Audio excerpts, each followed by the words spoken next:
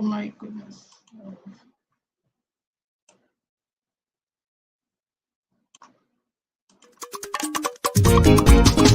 Ìyálájé yàtọ̀ nínú gbogbo pédépédé, ọ̀tọ̀ ní títọ́lú, ọ̀tọ̀ ní títọ́lú o.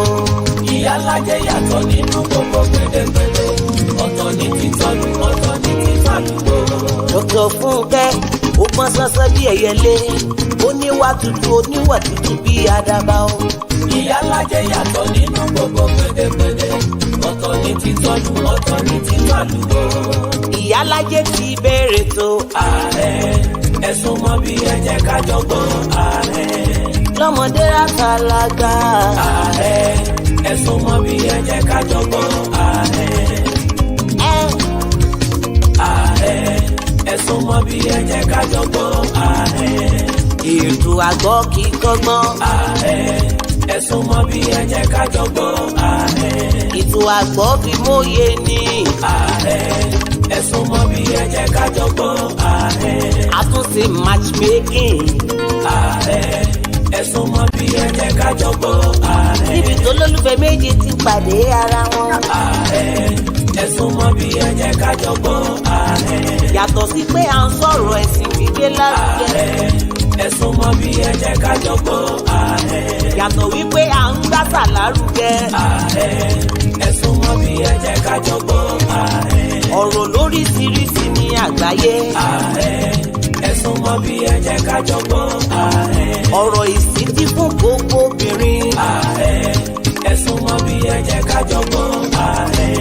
Fọkùnrin fọmọdé àtàgbàlagbà. Ààrẹ, ẹ̀sùn mọ́ bí ẹ jẹ́ ká jọ gbọ́ ààrẹ. Ìyálájé ti bẹ̀rẹ̀ nìyẹn kẹjá àjọgbọ́. Lọ́mọdé àtàlágbà kẹ́tẹ́ tí o. Àgbèdè máma gbé tànà tí gbà ṣàlẹ̀ o. Àgbèdè máma gbé tànà tí gbòdìdè o. Àgbèdè máma gbé tànà ẹ̀tẹ̀ tí ẹ wá gbọ́. Ìyálájé o. Máa bẹ tó ẹ lọ. Ìyálájé o. Máa bẹ tó ẹ lọ. Gbogbo tó wí máa ló tẹ́ wà lọ́rùn. Ìyálájé o. Máa bẹ tó ẹ lọ. Ìyálájé o. Máa bẹ tó ẹ lọ. Ìyálájé o. Máa bẹ tó ẹ lọ. Gbogbo tó wí máa ló tẹ́ wà lọ́rùn. Ìyálájé o. Máa bẹ tó ẹ lọ. Gbogbo tó wí máa ló ń tẹ́ wa lọ́rùn o. Ìyálájé o. Máa bẹ tó ẹ lọ. Gbogbo tó ń ṣe pátá ló dùn mọ́ wa níkùn o. Ìyálájé o. Máa bẹ tó ẹ lọ. Ẹni tí ó dùn mọ́ o kó lọ la rí ìmọ́lẹ̀ o. Ìyálájé o. Máa bẹ tó ẹ lọ. Ó dáná ìyálájé ló ní wípé. Báyé kò mọ mí, ṣùgbọ́n àwọn tèmi mọ̀ mí. Ẹ̀kẹ́ mi mọ sọ́ba ìmọ̀lẹ̀ wọlé. Mo mọ̀ dájú wípé Jésù lálábàárù mi. Ẹ̀kẹ́ mi mọ sọ́ba ìmọ̀lẹ̀ wọlé. Ta ló yẹ ká sí bí kò ṣe ọba ògo? Ẹ̀kẹ́ mi mọ sọ́ba ìmọ̀lẹ̀ wọlé. Ìyálájé ló ní wípé Jésù olùbásọ kan mi o. Ọ̀rẹ́ tí kò lè kọ̀ mí sílẹ̀. Ọba ti sọ ẹkún dayọ̀ olùtùnú ọkàn mi. Jèhófà ní sí Olúwa ọba gùnmi. Mo dúpẹ́ fún ìdásílẹ̀ ìjọ mímọ́ tó ṣojú ẹ̀mí mi. Dr. Fúnkẹ́ Ìyálájé general. Ọmọ wọn ní Ṣakí ọ̀rọ̀ dé àgbẹ̀dẹ òrọ̀ bàbá. Aya wọn lè kó àrò mi sálẹ̀ gbẹ́lẹ̀gbẹ́. Amẹ́ríkà connection máa bá ṣẹ̀rẹ̀ lọ. Ìyálájé mo ní wọ́n fẹ́ mọ̀ dí abájọ rẹ̀. Wọ́n fẹ́ mọ̀ dí abájọ rẹ̀ ni. Àìmọ̀dí abájọ ló bí wọn nínú, ló fọ́ wọn lórí. Kò sì lè yé wọn, wọn ò lè mọ̀ dí abájọ rẹ̀. Èmi ti gbà péjà lọ ò lè wọ́ ṣòkòtò fómìíràn o. Ṣùgbọ́n ìjà lọ ó lè bọ́ ṣòkòtò kí a mọ́ sá wérewére kí a mọ́ sá nídìí òmíràn. Ìjà lọ ò ṣe é fojú di òmíràn lọ ṣọ́ra. Olúfúnkẹ́ ò ṣe é fojú di. Ó ti bọ́lúwa dúró. Ìyálájé ẹni bá wò ṣẹ́jú akàn rẹ̀ Yóò pẹ́ létí omi. Yóò pẹ́ o.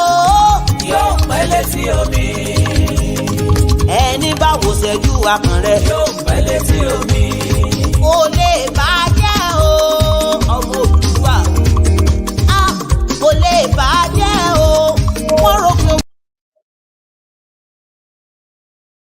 ẹ káàárọ̀, ẹ káàsán, ẹ kúrọ̀lẹ́, ẹ kálẹ́ káàkiri ibi tí gbogbo wa bá wà. Ẹ jọ̀ọ́ ẹ máa bá wa pín ètò. Ó jọ pé a máa gbọ́ orin yẹn lọ títí. Ẹ ṣé, àdúpẹ́ o. Oh, dádì, ẹ káàbọ̀ sà, mi ò tiẹ̀ rí yín, mi ò mọ̀ pé ẹ ti dé sà. Ẹ káàbọ̀ dádì. Ẹ kú iṣẹ́ sà.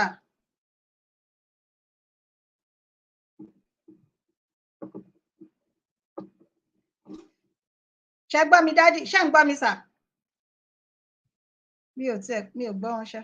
Okay. Ẹ jẹ́ kí n hàdì mọ́. Ẹ káàbọ̀. Ẹ káàbọ̀ sà. Yes, ma'am. Ẹ káàsán, ẹ kú wájú. Ẹ kú sẹ́yìn. God bless you, daddy. Yes, ma'am. Yes, sir. And you too. Ẹ ṣé sà.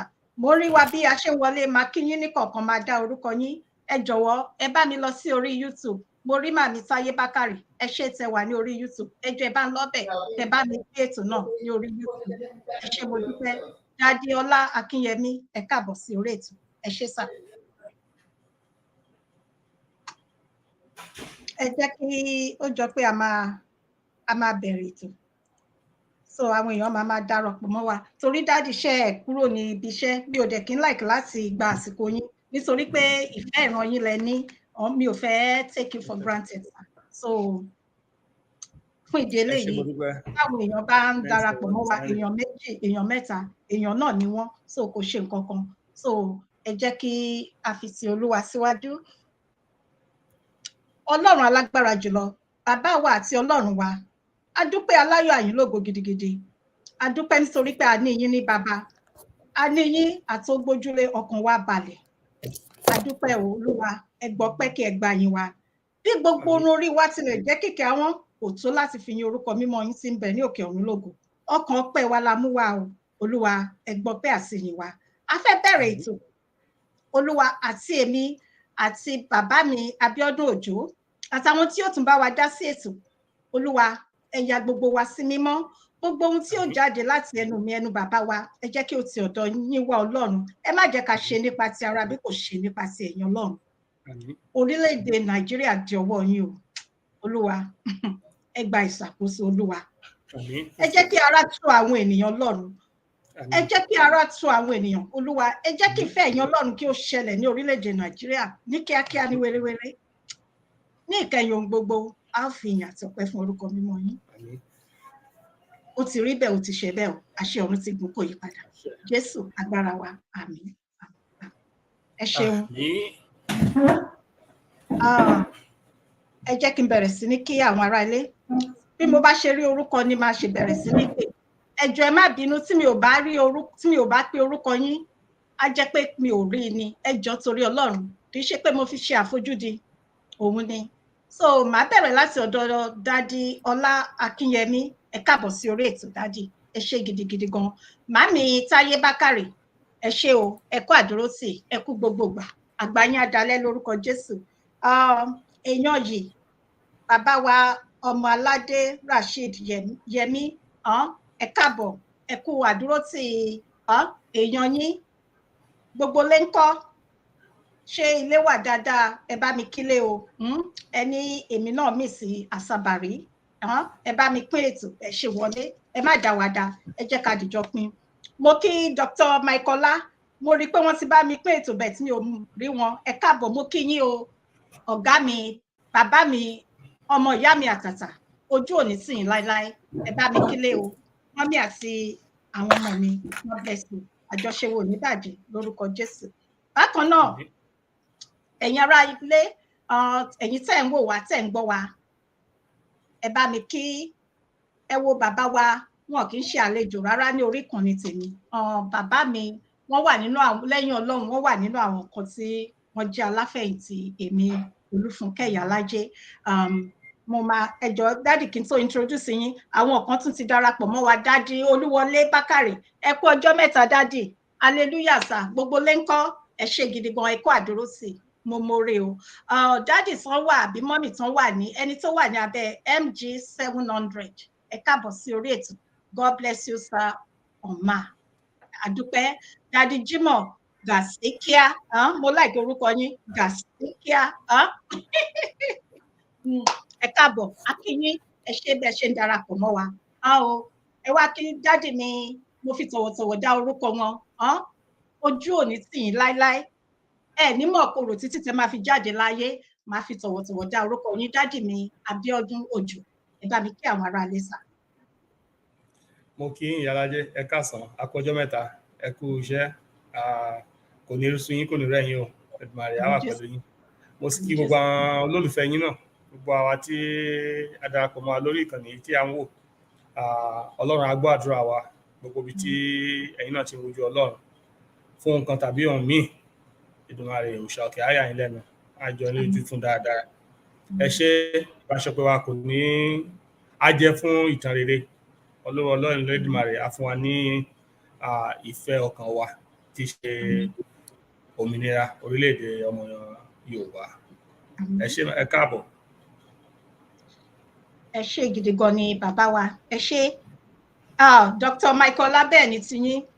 Mo ti kí yín lẹ́ẹ̀kan sí, màá tún yín kí nítorí pé ènìyàn lásọ̀ mi bí wọ́n ṣe máa ń kọ́ lọ́dọ̀ wa nìyàn dáàdì àbí.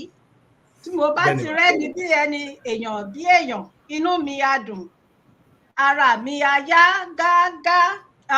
Ènìyàn lásọ̀ mi.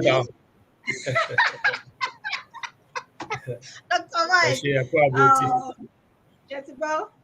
Dádì mi kí yín o, dádì Abiodun Òjò wọn kí yín. Ẹ ṣé gbomore o. Ẹ ṣé ẹ̀yin aṣọ tí ẹ jẹ́ kí ẹ̀yin èjìká tí ẹ jẹ́ kí aṣọ kí ó yẹ̀ léjìká mi, gbogbo yín pátápátá mo kí. Ẹ ṣé gan dádì mi. Ẹ ṣé ojú òní sí yín láíláí, ẹ̀yin mọ̀ kòrò ẹ tó jáde láyé. Ẹ ṣé mo dúpẹ́ o. Ẹ má jèrè àwọn ọmọ yín láṣẹ Èdùmàrè. Wọ́n ní dádì tèmi tó Tọ́pẹ́ owó ẹ̀yẹ, ẹ káàbọ̀ sórí ètò, ẹ ṣé tẹ́ darapọ̀ mọ́ wa. Ẹ ṣé ń wọlé, ẹ má gbàgbé ẹ jọ̀ọ́. Àwa bí mo ṣe ń sọ̀rọ̀ lọ́wọ́lọ́wọ́ báyìí, mo wà ní orí YouTube Fúnkẹ́ Ìyálájé. Ẹ bá mi subscribe, ẹ bá mi like, ẹ bá mi love, kẹ bá mi pín ètò, kẹ dẹ̀ comment. Ẹ ṣe fi ọwọ́ ṣe, ọwọ́ yín ẹ máa mú owó nínú owó ni o. Agbára ọwọ́ náà ò ní rọ. Dádì Olúwọlé Bákàrè yéyéyéyé tuntun ẹ star, ẹ ṣàfẹ́ bà mí jẹ́ pẹ̀lú star yìí náà ni. Àwọn Facebook ò kúkú fún mi. Ẹ ṣé gidi gan ni o. Ìràwọ̀ àwọn ọmọ yín náà ò ní wọ omi o, lágbára Ọlọ́run. Ìràwọ̀ àwọn ọmọ yín máa lọ sókè ni. Ẹ̀yin náà ìràwọ̀ tí náà ò ní lọ sílẹ̀ o, lórúkọ Jésù. Olúwa máa bùkún àpò yín o. Ẹ kú àdúrótì. Ẹ ṣé mo dúpẹ́. God bless you. A tó tẹ̀síwájú. Ó ti pẹ́ dádì, mo rántí gbogbo ẹ̀yin náà tẹ́ bá ń gbọ́ wa. Nígbà tí mo fi ń dàgbà, nígbà wọ́n ń kọ orin kan. Ẹ má bínú ẹjọ́ jẹ́ kí n tún sáré kí ẹni yìí. Olóríire Tókẹ́ Àdùnní, ẹ káàbọ̀ yá wa, ẹ ṣé gan. Mo rántí wọ́n máa sọ pé Èdùmàrè bá wa tún Nàìjíríà ṣe. Mi ò mọ̀ bóyá ẹ gbọ́ orin yan rí sà. Èdùmàrè bá wa tún Nàìjíríà ṣe. Ilẹ̀ ọlọ́ràá tí bàbá ti ṣe. Èdùmàrè bá wa tún Nàìjíríà ṣe. Nàìjíríà yìí. Mi ò mọ̀ bóyá gbọ́ olórin náà ní ọdún ó ti pẹ́. Mi ò rò kẹ́ mo gbọ́ orin ẹ̀ tí n bá gbọ́ mo ti gbàgbé. Ẹ má bínú. Ó wà òkè sá. Ó ti pẹ́ oní tá à ń gbọ́ nìyẹn. Olúwa bá wa tún Nàìjíríà ṣe. Jẹ́ kí Nàìjíríà dára. Jẹ́ kó rọrùn. Nígbà táwa títí di àsìkò yìí. Bí mo ṣe wà yìí mi ò kéré nínú ayé, Ọlọ́run mọ̀ ń gbọ́. Ṣùgbọ́n kàkà kó rọ̀, kàkà kó yá rí ìtúsílẹ̀, kí ló tún ṣe sí? Ó mà ṣe o. Ó bẹ̀ fúrí àgbọn ni, kòkó ló ń le. Mo kí gbogbo ẹ̀yin tí ẹ wà ní orílẹ̀-èdè Nàìjíríà pátápátá. Mo kí yín lọ́kùnrin lóbìnrin. Mo kí yín lọ́mọdé lágbà. Mo kí yín pé ẹ kú rọ́jú, ẹ kú àrùmọ́ra, ẹ kú pamọ́ra. Olúwa máa tú wa sílẹ̀. Àmín. Olúwa nínú àánú ẹ̀, ó máa tú wa sílẹ̀. Ó máa dìde ìrànlọ́wọ́, ó máa wo ti àwọn oyún inú, àwọn tó ń sunkún lọ́wọ́lọ́wọ́ bá àwọn ọmọ tí kò lẹ́ṣẹ̀ lọ́rùn. Àwọn opó, àwọn ọmọ tí kò lénìyàn, àwọn tí kò ní bàbá, tí àwọn ọmọ òrukàn. ó máa gba ìtúsílẹ̀ fún orílẹ̀-èdè náà. Àmín, àṣẹ. Ó máa ṣe o. Ṣé mọ̀, ayé ìgbà kan inú gbogbo ọmọ yan Nàìjíríà ló máa ń dùn pé ó máa ń wú wa lórí láti fara hàn gẹ́gẹ́ bí ọmọ orílẹ̀-èdè Nàìjíríà. Gbogbo àgbáyé náà ti respect wa. Ẹ mọ̀, so kí ni nǹkan tó fà á nígbà yẹn sí àkókò yìí? A ní àwọn ọ̀tá kan táwọn èèyàn ò fura sí. Ẹ pé gbogbo àni máa ń tẹnu mọ́ Britain, European countries àti this Western world. Eré kí ni ní ìfẹ́ wo la fẹ́ adìyẹ ta fi ń tọ́jú ta fi ń bọ̀. Kò sí ìfẹ́ ta ní fádìyẹ ju pé ká pàjẹ́ lọ. All these foreigners have no interest. They have none of our interest at heart. Unfortunately, àwọn tá a fi ṣe olórí, ẹ mọ̀, àwọn náà wọ́n dà pé ọpọlọ wọn iye wọn kúrú díẹ̀. Ó kúrú lọ́pọ̀lọpọ̀, ṣe díẹ̀ lọ́pọ̀ ni. Olóṣùn Adébítàdé àti àwọn ìran kan tó yẹ pé ìran apànìyàn ni wọ́n. Ìran tí ò ní àwọn tí ò níran. Àwọn tilé bá tó kó wá bilé jẹ́ tí wọ́n kó wa papọ̀. But in the good old days, when Nigeria used to be a country that we believed we are one, that time there was unity in that nation. You know, ọmọ Naija níbi tí kíbi tá bá dé tọ̀wọ̀tọ̀wọ̀ ni. Mo mọ àwọn kan, gbogbo àwọn age mate dad mi tán wá kàwé l'Amẹ́ríkà yìí. Tó pé passport wọn lásán tó bá ti dé America without school fees. On my register on phone everything, but then everything because they know Nigerian government will pay on jẹ gbèsè rí. Ẹ sọ fún ọmọ tàbí lè ní pé bó ṣe rí ńgbà ni àwọn ní àrọ́jù. Ó dàbí pé irọ́ ni, bẹ́ẹ̀ ni pé àlá tí ò ṣeé ṣe, àlá tí ò lè ṣẹ. Ṣùgbọ́n nǹkan ló yí padà. Ó ti wá dé àkókò tí a ń sọ pé you know what? Ká ní tí èèyàn bá lè ṣe fókù kò tún gbọdọ̀ tó máa ṣe lábàrá mọ́. Ìbájọṣepọ̀ ọmọ Yorùbá àti Nàìjíríà kò ń ṣe lè tó mú ìtàn tó wúrí wá. Ìtàn ìbànújẹ́ ló mú wá àti ẹkún àti arò. So èmi wò pé ó yẹ ká gbàgbé ọ̀rọ̀ Nàìjíríà. Ọkọ́lọ́n bá wa sọ di ìtàn tí ìrànwọ́ gbàgbé. Ká lè tètè mú ẹsẹ̀ míì and build our own future. Let us ká sọ̀kúnnù ká tètè mọ́ láti bí orílẹ̀-èdè tiwa ká build it up. Nítorí tiwa nìkan kọ́, torí àwọn ọmọ wa àti ìran wa ni tó ń bọ̀ lọ́jọ́ ọ̀la. So that we can restore our own dignity, our own self-respect among nations of the world and be respected again. Ẹ̀tàn ló wà ń bẹ́ẹ̀ pé Nàìjíríà máa dáa kò lè dáa. Mi ò ṣe pé o. Èpè kọ́ ni mo ń ṣe, gbogbo wa la rí bó ṣe rí. Gbogbo wa la rí bó ṣe rí. Gbàtẹ́ mi kọ́ wọ boarding school, secondary school, $50. Excuse me, 50 naira. Ní school fees for the whole year. Oúnjẹ wà ń bẹ́ o. They'll feed us, they'll clothe us, everything. Ẹ sọ fún ọmọ iléèwé kan skin pé kó lọ boarding school pé á san 500,000 ṣókà ni. So irú ìbànújẹ́ wo nìyẹn? Ẹ jẹ́ ká gbàgbé Nàìjíríà o. Èmi jẹ́ ọgbọ́ yẹ ká sọ̀rọ̀ lọ bí but bẹ́ ṣe kí àwọn ènìyàn wá ń lé. Gbogbo àwọn ẹ̀gbọ́n, gbogbo àwọn òbí wa, gbogbo àwọn àbúrò, gbogbo àwọn irọ́ wa tó jẹ́ ọmọ Yorùbá, ọmọ bíbí ilẹ̀ Yorùbá tí ẹ ṣe wà ní orílẹ̀-èdè Nàìjíríà yẹn, mo kí yín kú ìrọ́jú nítòótọ́. Àdúrà wa gbà lágbára Ọlọ́run. Àmín. Àrọ̀ tí mo kàn pa ni pé àtàná ò tátò ní mọ́, iṣu àtẹnumọ́ràn ni kò ní jóná. Tábájọ́ fi mọ̀ ṣọ̀kan láìpẹ́ láì jìnnà, a bọ́ kónú oko ẹrú yìí, a bọ́ kónú ìnira burúkú yìí. Àmín o. Ẹ ti rí pé wọ́n ti àwọn ọ̀tá wa fúnra wọn, wọ́n ti ogun ẹ̀yìn ti ń jà, ó ti ń tàtẹ̀ ẹ̀yìn, ó ti ń jà wọ́n. Mo fẹ́ ṣú wa ní gbẹ́rẹ̀ pàkọ́ kan.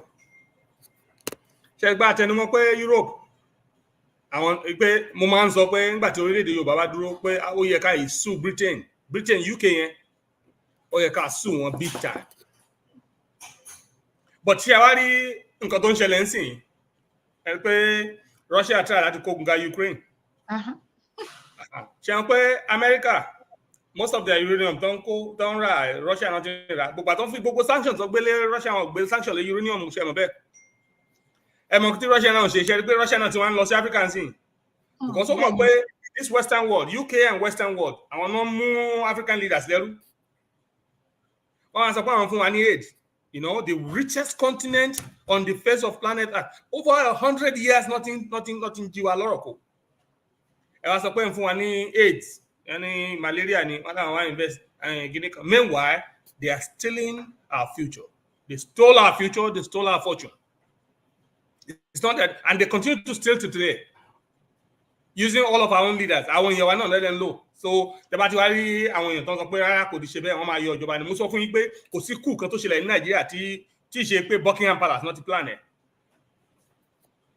No, àwọn nǹkan tó ń ṣòro proof àwọn àǹsìn Russia ti ń prove ẹ̀ fún gbogbo ayé ti ń rí.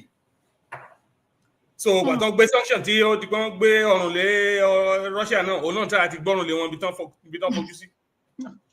You understand? Or no, West Africa like to destroy. West Africa to make sure that the Africans know how these people have been enslaving you. Yeah, that's the game. These people could see that katanisiwa. So our African leaders is bunny. African Union. There should be an African leadership on its own. Can you reason the Africa or any bank that I talk about IMF no? It is all scam. It is all to keep us perpetually in bondage and to continue to take our resources without any struggle. Àwọn àsọpọ̀ àwọn West Africa ìfẹ́ òun náà ni ṣé wọn ní àwọn èèyàn tó ń jìyà ní Amẹ́ríkà wọn náà èèyàn tó ń jìyà ní Britain wọn náà èèyàn tó ń sùtà ní kíní. Ẹ wá sọ pé fún Africa ní èdè rọ́wọ́ náà fún wa. Or they're stealing our resources and putting leaders tí gọ́ǹtì wọn kúrú gan ọpọlọ wọn ó dojú dé. They cannot see what is right. And some of them can see, they just don't care. Or maybe I'm doing nǹkan tó wá jẹ. Meanwhile, ikú náà ló máa gbẹ̀yìn òpin everybody. So mo rọ àwọn leaders wa tó ń dìde these days in Africa. Let us think. Mo sọ pé bí Yorùbá bá lọ, it's a step way for all other African nations, indigenous nations, to be independent in Africa. Ẹ rí pé wọ́n máa fẹ́ lọ kógun jà Nigeria, ẹ máa wò náà. Wọ́n fẹ́ lọ kógun jà Nigeria. Rí nǹkan tó máa ṣẹlẹ̀, it will be multiple warriors. Kí ni nǹkan tó kan France pẹ̀lú Nigeria Republic? Pipeline ní gas àti Europe. The pipeline, now the secret is out. They're stealing gas from Nigeria. They took the pipe towards Niger and taking it to Europe. Meanwhile, one destroy pipeline tí Russia blow. Ní Russia náà ṣe ń wá sí Africans láti expose wọn. And now Russia is sponsoring coups in Africa now to let the leaders see what's going on. Like, don't let them take you for granted.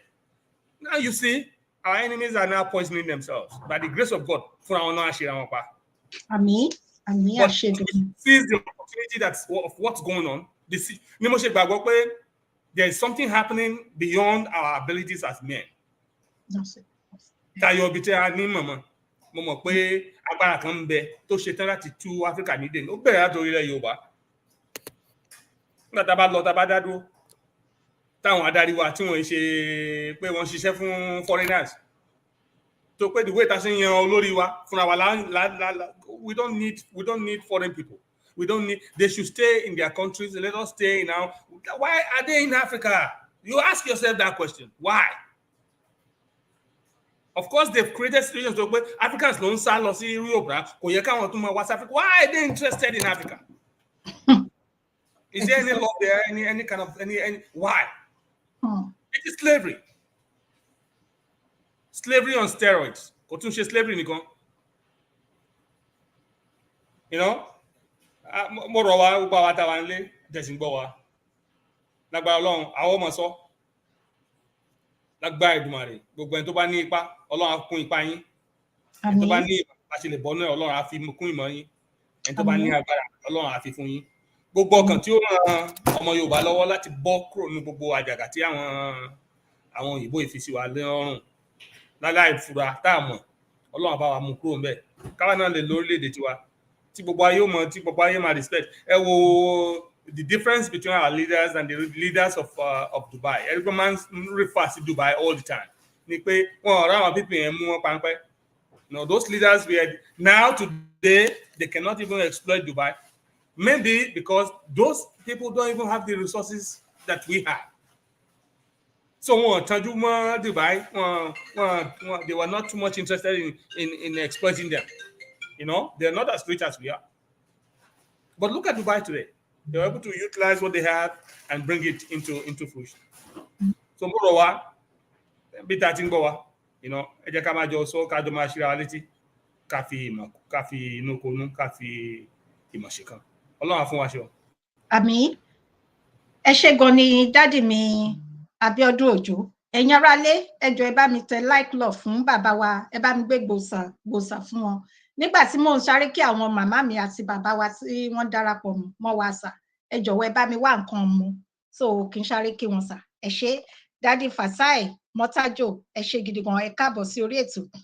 Dádì Dọlápọ̀ ọ̀run Mọ́lúyì, ẹ káàbọ̀. Dádì mi Àbáyọ̀mí Táíwò Ìsíkẹ̀, ẹ káàbọ̀ dádì. Mo ti pin comment yín, a máa sọ̀rọ̀ lé lórí. Mọ́mí Ìlọ̀rí Adéníkẹ́, Pastor Marcel Babátọ́pẹ́, ẹ ṣé. Èèyàn yìí Madam Ọmọbọ́lá Ọládèjì Bọ́lá White, ẹ káàbọ̀. Mọ́mí Táíwò Kíkẹ́ Fásánmi, ẹ káàbọ̀ mọ́mí, ẹ kú ọjọ́ mẹ́ta, ẹ ṣé gidi gan ni. Mo kí gbogbo wa o, àti ẹ̀yin náà tẹ comment, ṣùgbọ́n tẹ ń gbọ́ wa, mo dúpẹ́, adúpẹ́, ẹ ṣé gidigidi gan ni. A máa tẹ̀síwájú. Eléyìí ọ̀rọ̀ sunukun, èyí tún ga o. Dádì, wọ́n ní bàbá Tinubu, ààrẹ orílẹ̀-èdè Nàìjíríà, ààrẹ Bọ́lá Ahmed Tinubu, wọ́n ní wọ́n ti dá ogun sílẹ̀ pé kí wọ́n ní Niger. Ẹ máa wo nǹkan tó máa tẹ̀yìn bọ̀ Ọlọ́run máa gbà wá ń bẹ̀ kó ń bẹ̀ ni because wọn ní pẹ́ dojú ìjọba tiẹ̀ náà bolẹ̀ ẹ lọ kọ̀rọ̀ mi sílẹ̀ o ṣe rí nǹkan tó ń ṣẹlẹ̀ yìí this is between Russia, France, the United States and Europe. Russia on one side, America and France mostly, and Europe, and the European countries on the other side. Because àwọn tó gbàjọba ní Niger, àwọn tí Russia faramọ́ wọn ni, torí pé America blow pipeline, gas pipeline wọn, tí Russia fi ń export gas lọ sí Europe. Ṣé pé Europe is a freezing land with no resources of no kind. Now, nǹkan tí Russia ṣe kan tó ṣe nìyẹn tó rò pé wọn kò sẹ́ni tó máa bẹ̀ lọ́wọ́ wò. Ó wà ìyàlẹ́nu pé wọ́n yẹ̀ lọ́wọ́ wò pé ó attack Ukraine. Ó fẹ́ annex Ukraine. Ó fẹ́ take the whole of Ukraine together. Ó fẹ́ build the former USSR. Ó ń try láti recapture àwọn countries yẹn. And he's afraid that all of these other countries tó ti kúrò ní Russia yẹn tó bá lọ join NATO, òun ò ní lè attack, òun ò ní lè harness wọn padà mọ́. So, and Ukraine is one of them, one of the very rich ones. And àwọn yẹn náà wà mostly no export to most food crops internationally. He wants to take over that place. Ó ti wọ pé wọn nílé dín lọ́wọ́ because òun náà dín wọn lọ́wọ́ láfíríkà. Wọ́n wá di lọ́wọ́ ṣẹ̀gẹ́t, wọ́n support Ukraine. Wọ́n jẹ́ kó rí Ukraine kó ní pàǹpá bó ṣe gbé Crimea kó mẹ́rin the first time. Lòun náà ṣe wá wò pé okay. On top of it, America tó wá lọ blow pipeline wọn tó fẹ́ bá fi ta gas fún Europe. America ti assure àwọn European countries bí ẹ má worry.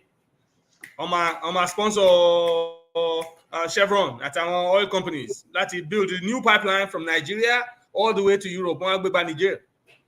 Ẹ̀yin náà máa wò, they spent billions, tens of billions of dollars doing that. Irú owó yẹn, kí ni reason tó fi ń build yẹn? Ṣé fẹ́ wa náà ni? Mo believe pé àwọn tó sponsor, àwọn tó plan kú Niger yẹn, wọ́n lájẹ pé Wagner Russia ló instigate wọn. Pé ẹ̀yin náà ẹ stop pipeline yẹn níbi Now Europe is going to freeze. Because if that pipeline doesn't go, already America to blow pipeline Russia. You understand?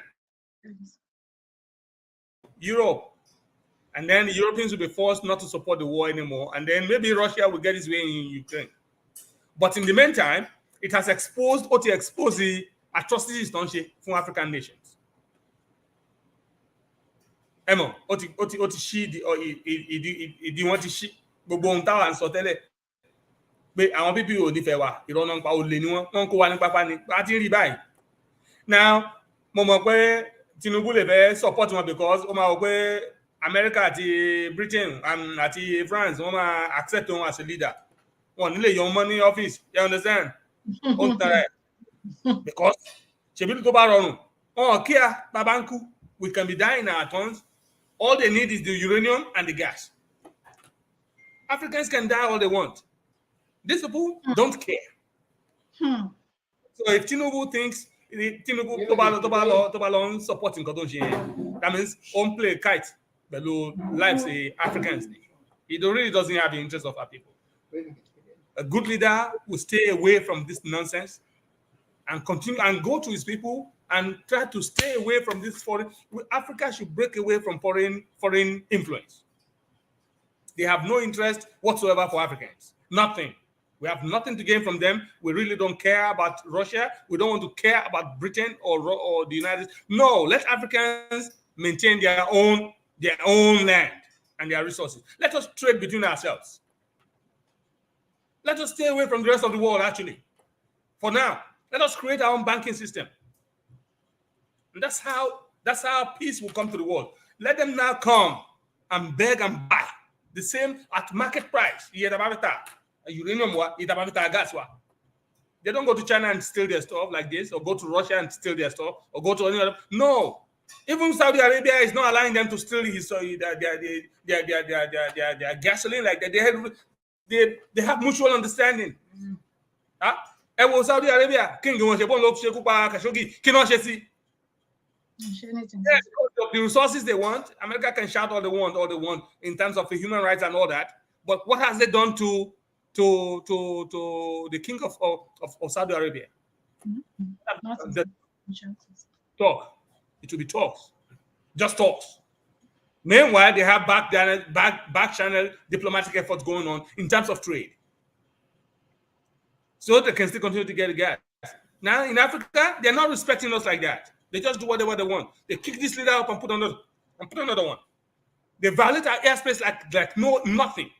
They violate our AC like we are nobody. This is what we're saying, that Africans should be independent and start from Yoruba land. Because there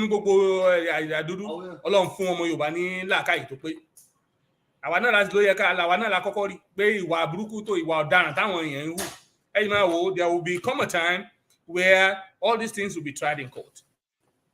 Of all the atrocities that these governments have perpetrated against Africa, it will come to court. It will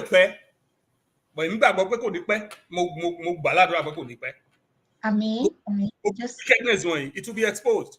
So if Tinubu is wise, he should wisdom kan tó kọjá pé ibi tó wà yẹn kó tètè pín Nàìjíríà kó lọ kó mọ bá tiẹ̀ lọ. Kó fi wọ́n lẹ̀ kó jẹ́ káwọn Russia àti kí náà ń kó pipe wa kí náà ń gbé gáàsì wa láti Nàìjíríà gba Niger Republic fún kí ló dé? Why? Ṣé mọ̀ pé nígbà táwọn èèyàn ọmọ wa bá ń sá lọ náà tó ń fẹ́ sá lọ sí Europe wọ́n sá kúrò Nàìjíríà wọ́n gba Niger lọ sí Libya lọ sí Europe náà. You see, they come all the way to Nigeria to take our pipe and then put it on the ground all the way to Europe. All the way to Europe. Ṣé àwọn legislators ṣáwọn náà sáyìn sí? Ṣé gbogbo àwọn ọba wa mọ̀ sí? Èlò náà fún wọn gbogbo channels. All of this information should come up because these things don't happen in vacuum. Right? Who are the people that took the money? Who are the people that assured them? Contracts with Nigeria signed pẹ̀lú wọn. Meanwhile, àwọn àgbà loan ní ọ̀dọ̀ wọn ní gbogbo àwọn báńkì records wà tá à ń san gbèsè. All these things they're doing, where are the records? For what they pay, what they'll be paying, and what, listen, unless somebody is really, I don't even know, a vegetable. If Tinubu is wise, he will know there's no road there. He's only going to kill, and he's still going to be booted out of office anyways. Yeah, but don't need is Saddam. They use Saddam to counter Iran. Abieko. Then, sir. But don't lose Saddam. Don't kill us. I want to know. Yeah. Yeah. When you see an African leader that is built on, look at Muammar Gaddafi. He's trying to make Libya one of the, and you see how prosperous Libya was during Gaddafi's era. Yes. Oh, get about attacking. So put Japlin one. So put terrorists, they blew it out of proportion. Meanwhile, they're perpetrating more atrocities than any of these African leaders. Eh? Ebi ko to se pupa si ni e lẹ́yìn ìgbà tó tún ti san ó tó agree ó tún san gbogbo fine wọn ni ó san fine tán tó ti fún mi clearance lè máa wá sí UN. Sherry, they don't forget, they don't never forgive you. They just want to remove him out of place to make sure they continue to, because it's an obstacle to free Africa. It was an obstacle for them. Yes. It was an obstacle for them to continue to Africans. But now look at Libya today. So if Tinubu is wise, what's in Libya today will be worse. What will happen in Nigeria if he's not careful will be worse than what's happening in Libya. If he put his nose and allow this France, the stupid French president and the American leaders to come and deceive him, saying we are behind you. No, look at people before you and see what happened to them.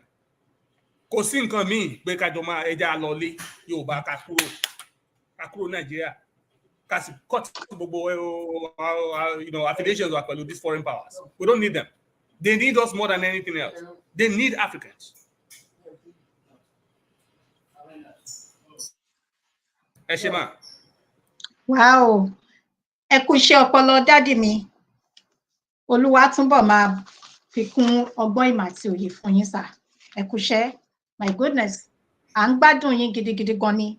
Àwọn aráalé ń kí yín sà, mi ò mọ̀ bóyá ẹ ní àǹfààní láti máa rí àwọn comment sà. Mo rí gbogbo àwọn nǹkan táwọn èèyàn kọ. Ẹ ṣé gan, mo dúpẹ́ o. Thank you so much. Ẹ ṣé. Dádì Adéníyì Adésànyà, ẹ káàbọ̀ sí orí ètò. Mo rí dádì kan. Mọ́mì wa ẹwà tómi, ẹwà àánú, ẹ ṣé gidi gan ni o. Ẹ káàbọ̀ sí orí ètò. Mo rí dádì kan, ẹ má bínú, ó tún ti lọ, mi ò tún rí mọ́. Adébísí Kabir Adébọ́lá, ẹ káàbọ̀ sí orí ètò. Ẹ ṣé àdúpẹ́. So, Mọ́mì Táyé Bákàrè, comment wọ̀nyí. Today the voice is focused on grade well. Bẹ́ẹ̀ni, yes. Bẹ́ẹ̀ni. Ìdí nìyẹn gẹ́gẹ́ bí nǹkan tí bàbá wa sọ. Ìdí nìyẹn tá ṣe ní láti máa lọ ilé yá láti dá dúró. Kò sí tàbí ṣùgbọ́n kankan nínú ẹ̀. Tí gbogbo wọn ṣe pretend bẹ́ẹ̀ ni pé wọn ò gbọ́ nǹkan tá à ń sọ nìyẹn. Ṣé pé nígbà tá a bẹ̀rẹ̀ nílùú yìí náà, àìmọye effort tá a make láti reach CNN. All of this press too, tó ń sọ pé free press yìí, they're all corrupt. They're complicit in all of these efforts. As a matter of fact, I believe the best trained reporters in this Western world, in Europe and everywhere, they are all CIA and intelligent. They are all the intelligent people. Eric Kissian and alone. Yoruba Nation. Major network news never responded, never attended to our cases because they know it is the end to their wealth, and they don't want to. They want to keep it in the closet. They don't want it to exposed. Including the monarch in Britain. Buckingham Palace, same way. These people, they will spend any amount of money to ensure that none of our information come out to the world. Yeah. But we have great news for them.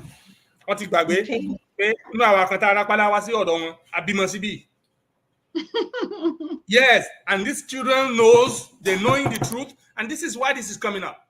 It's not going to go away, I swear to God.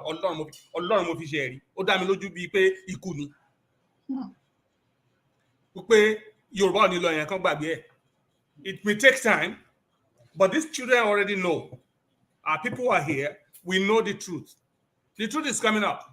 You can never conceal it so ẹni tó bá lórí tó sì fẹ́ kórúkọ ẹ̀ wà nínú ìtàn rere ni kó wà ní apá ibi tí òdodo wà, especially àwọn tó wà nípò agbára lónìí, kán pa àrònú wọn, kán pe àrònú wọn, kán pe ọ̀dọ̀ fi hàn pẹ̀lú, kán sun mẹ́ta tọmọkùnrin yẹ kó sùn, kán ro dáadáa, kán ro jinlẹ̀, kán gbé ètò báyọ̀, kán gbére fún counseling pé báwo ló ṣe kárìn, kí ni nǹkan tá a fẹ́ ṣe fún wa.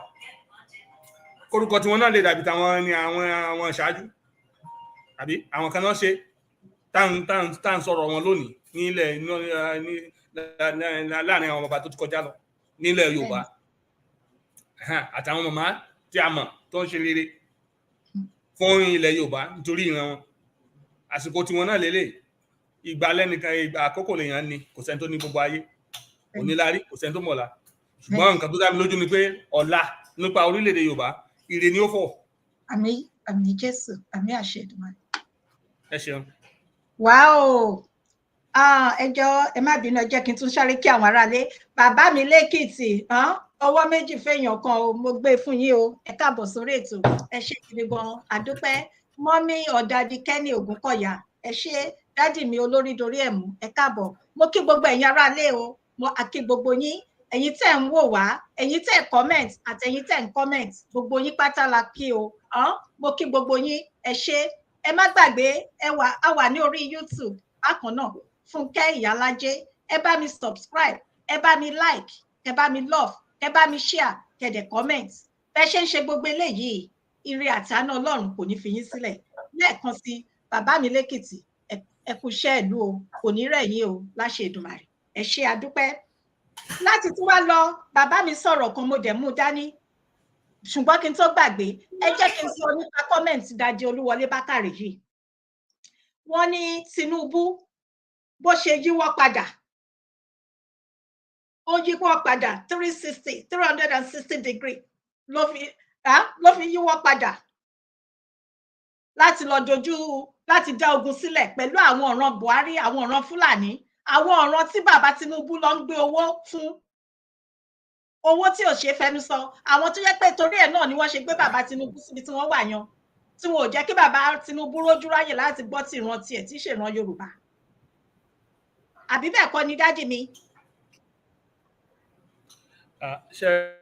Ṣe rí bàbá Tinubu, ó mọ nǹkan tó ń ṣe fúnra rẹ̀, n tó ń ṣe fúnra rẹ̀ ó mọ̀ fúnra rẹ̀, n tó ń ṣe kò yé mi náà. N tó bá ń ṣe òun ló mọ nǹkan tó ń ṣe fúnra rẹ̀. N tó bá dẹ̀ wò kó máa ṣe, ẹ mọ̀ pé kò lè pẹ́.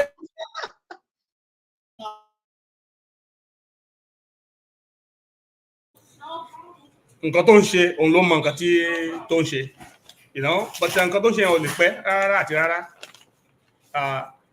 Ṣe pé ó bẹ̀rẹ̀ náà sí kò tí pé 6 months, May kọ́ ni. May 29. We are just in August, these 3 months. Already ó ti ní drumbeat war drumbeat, in his backyard, and his legs are actually shaking in courts, and age is not even telling on his side. He doesn't have the strength and the reasoning faculties to one intact. I'm sorry for saying all these things, but you have to look at the whole picture. We have to look at the whole picture. He's an elderly man. He's not as strong as as he used to be. He's not vibrant anymore. He's not mentally alert as he should be as a leader. But then he has all this stress coming up, and of course, I'm sure his doctors will be telling him, when he needs to get some rest, when he needs to,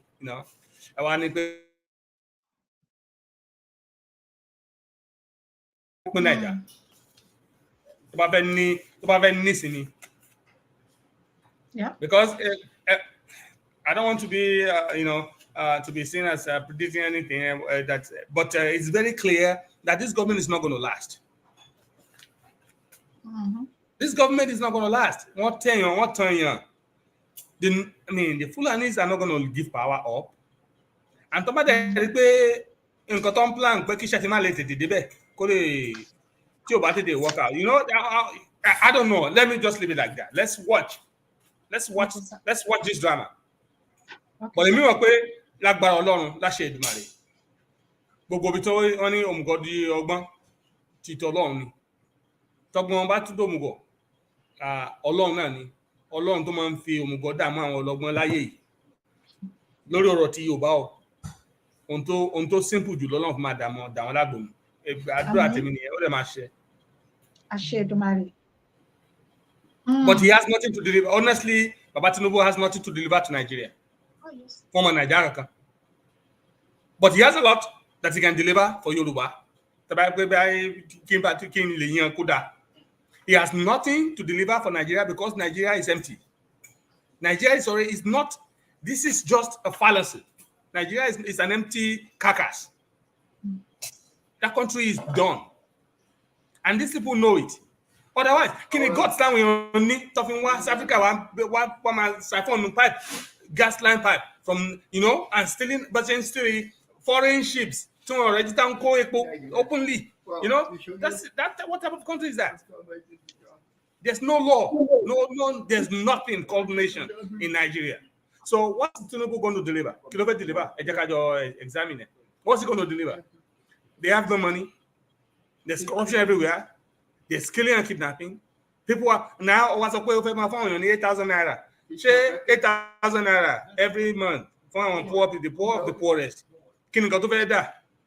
You know, go to one day. So, somebody okay, I want to qualify for 8,000 naira. But yeah, I want teacher, teacher at our local.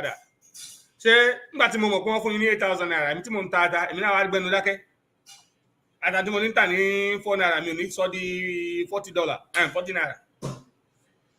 So what is the economic impact from frying pan into fire? And then it's not even going to go to the people they serve. It's just going to go to the people that will keep it. Only going to inform your lower local refinery don't go there. Don't inform your lower local titi don't go there. Hello, build it electricity line. Don't go well. No accountability of any kind. So palliatives don't know my phone. 8,000 naira. Who's to tell you it's going to reach anybody? It's going to go into foreign banks, senators and the commissioners and the ministers and all that. That's where the money is going. And all those that have assisted him to become president. Don't cover up. And to those judges too, oversee. These are the people that will keep the money. It's not going to come to ordinary Nigerians. It's unfortunate. That's a fallacy. That's a lie. The biggest lie of the century. It's not. We don't need it. Nigerians don't need that. But as the president, he holds the powers, the power of government, right? He can decide and call and call a conference where people would determine their fate. Okay, let us call a conference of dissolving this country and let everybody go their way in a roundtable talk. He has the power to do that. For me, that's the greatest thing he could ever. That would be his greatest achievement if he decides. Is the president of Nigeria at this time. If he thinks he can achieve anything more than that, is a lie. That would be other than war. But if war is an achievement, then that will be counted. But he cannot do anything good for that Nigeria. Nigeria, nothing good. This is different. This is different. Nigeria's situation is that nothing, he cannot do anything for that country. Zero, nothing for that country. What he can do for that geographical location is to break it up and let people determine their own future. The Yorubas go their way, the Hausas go their way, let the Igbos go their way, and let the Fulanis be wherever they want to be. And then we stop these foreign interventions. And then let us build an African Union that's strong and independent, away from these foreign governments. If Africa decides to have its own military, won't be any part of the world that totally down. We don't even need nuclear. We don't need nuclear power. We don't need nuclear anything. But you see, they will never let us be in agreement. They always cause confusion between African nations. These foreign powers. Can you imagine? Independent African nations to have their own African bank, have a central military African military base. It will be the greatest continent on earth. Then, sir, yes. They will not allow it because they know the potentials. Because we don't need anything from outside our continent. We can manufacture and produce everything on our land and still have the resources that they need to survive. Because they will come with pens in hand begging. And their money to pay. And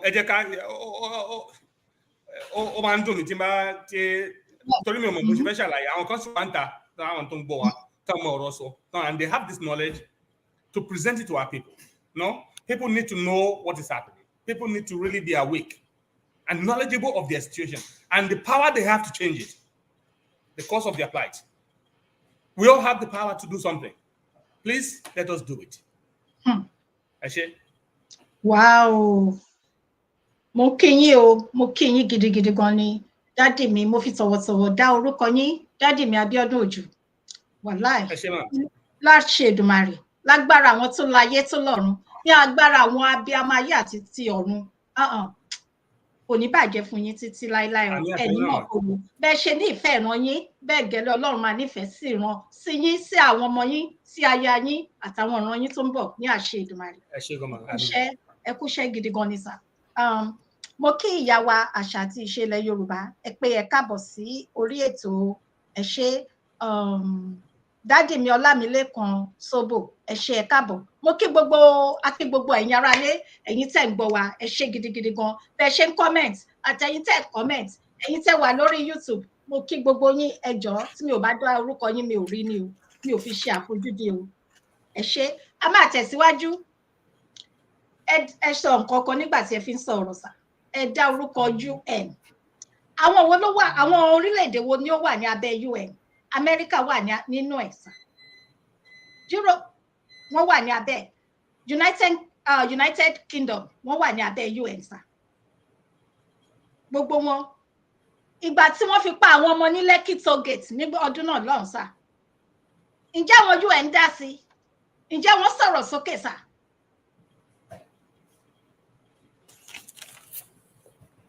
Wọ́n ṣe bí ìgbà tí wọ́n gbọ́ nǹkan kan nígbà àbí ṣé àbẹ́mi ni sà ṣé mi ni àbẹ́mi ni mi rí gbọ́ ni sà.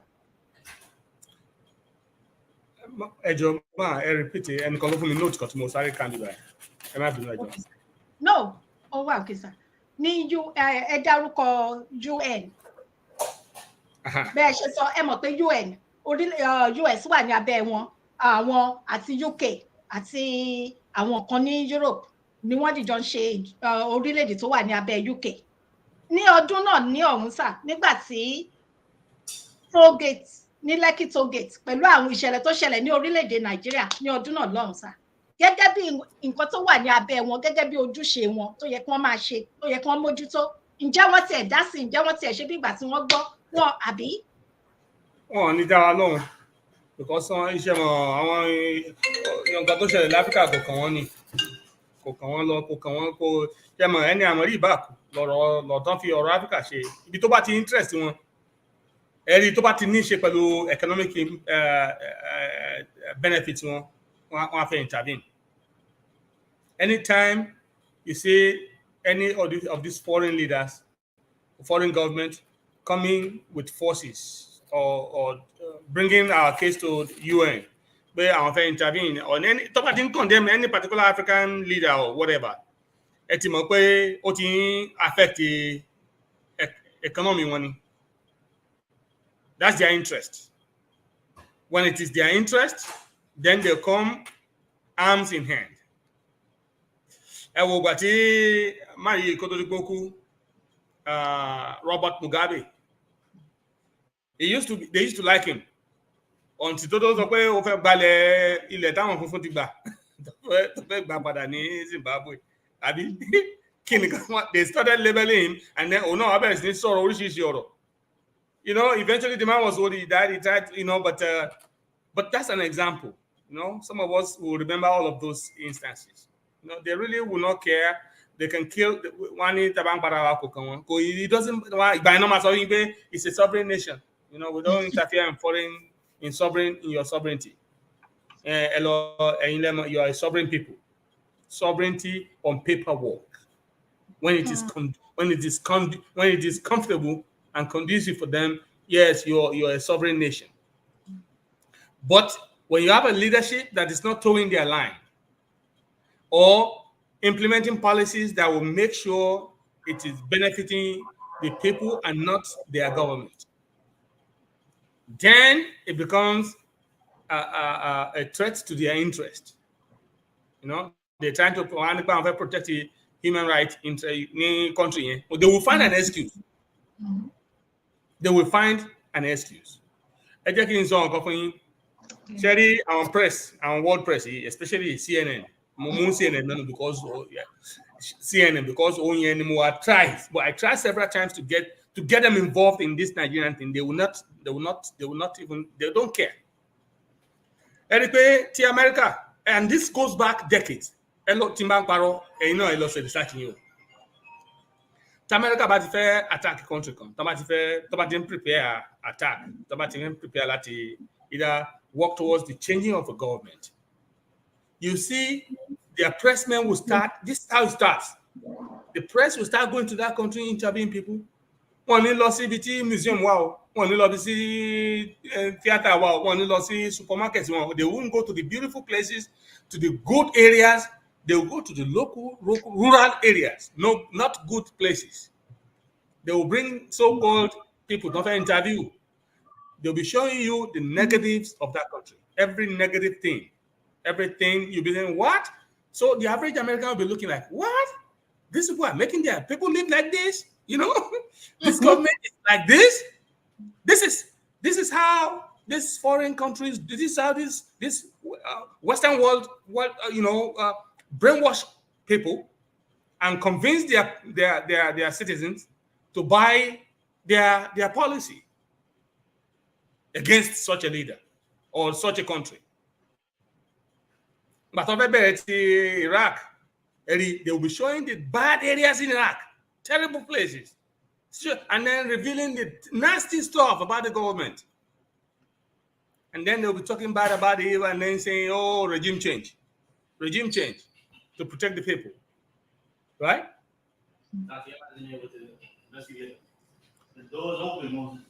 So this is how this goes every time to time, from country to country, from place to place. Now tell me, why are they interested? Why would they come to Africa when nothing has affected their interest? Their interest is still okay. They're still stealing all of our resources. Their uranium is coming, oil is coming, gas is coming. You know, their loan is being paid even though it's our money. Why would they be interested? And they make sure the puppet who is in government is still towing their line. It's not creating any kind of stupid policy. It's not stepping out of line. Why would they be interested? About Parawatani to gate. That's why all of this African. Okay. Think about JRS, low and show them Mujani. Okay. If you want to transfer money, when you want to transfer money in Louis, there was a day the Western Union ID. And now they will check and make sure, they check all your records, right? Yes, Ben. Because they want to know, what are you using that money? Who is getting the money? Where is the money going to? Are you trying to sponsor a terrorist attack, or are you trying to do whatever? Now tell me, you want to tell me they don't know that these African leaders are stealing African money? They don't know that the money is coming in here? That they don't know it's illegal, even though their law says it too. That they don't know all these things is happening?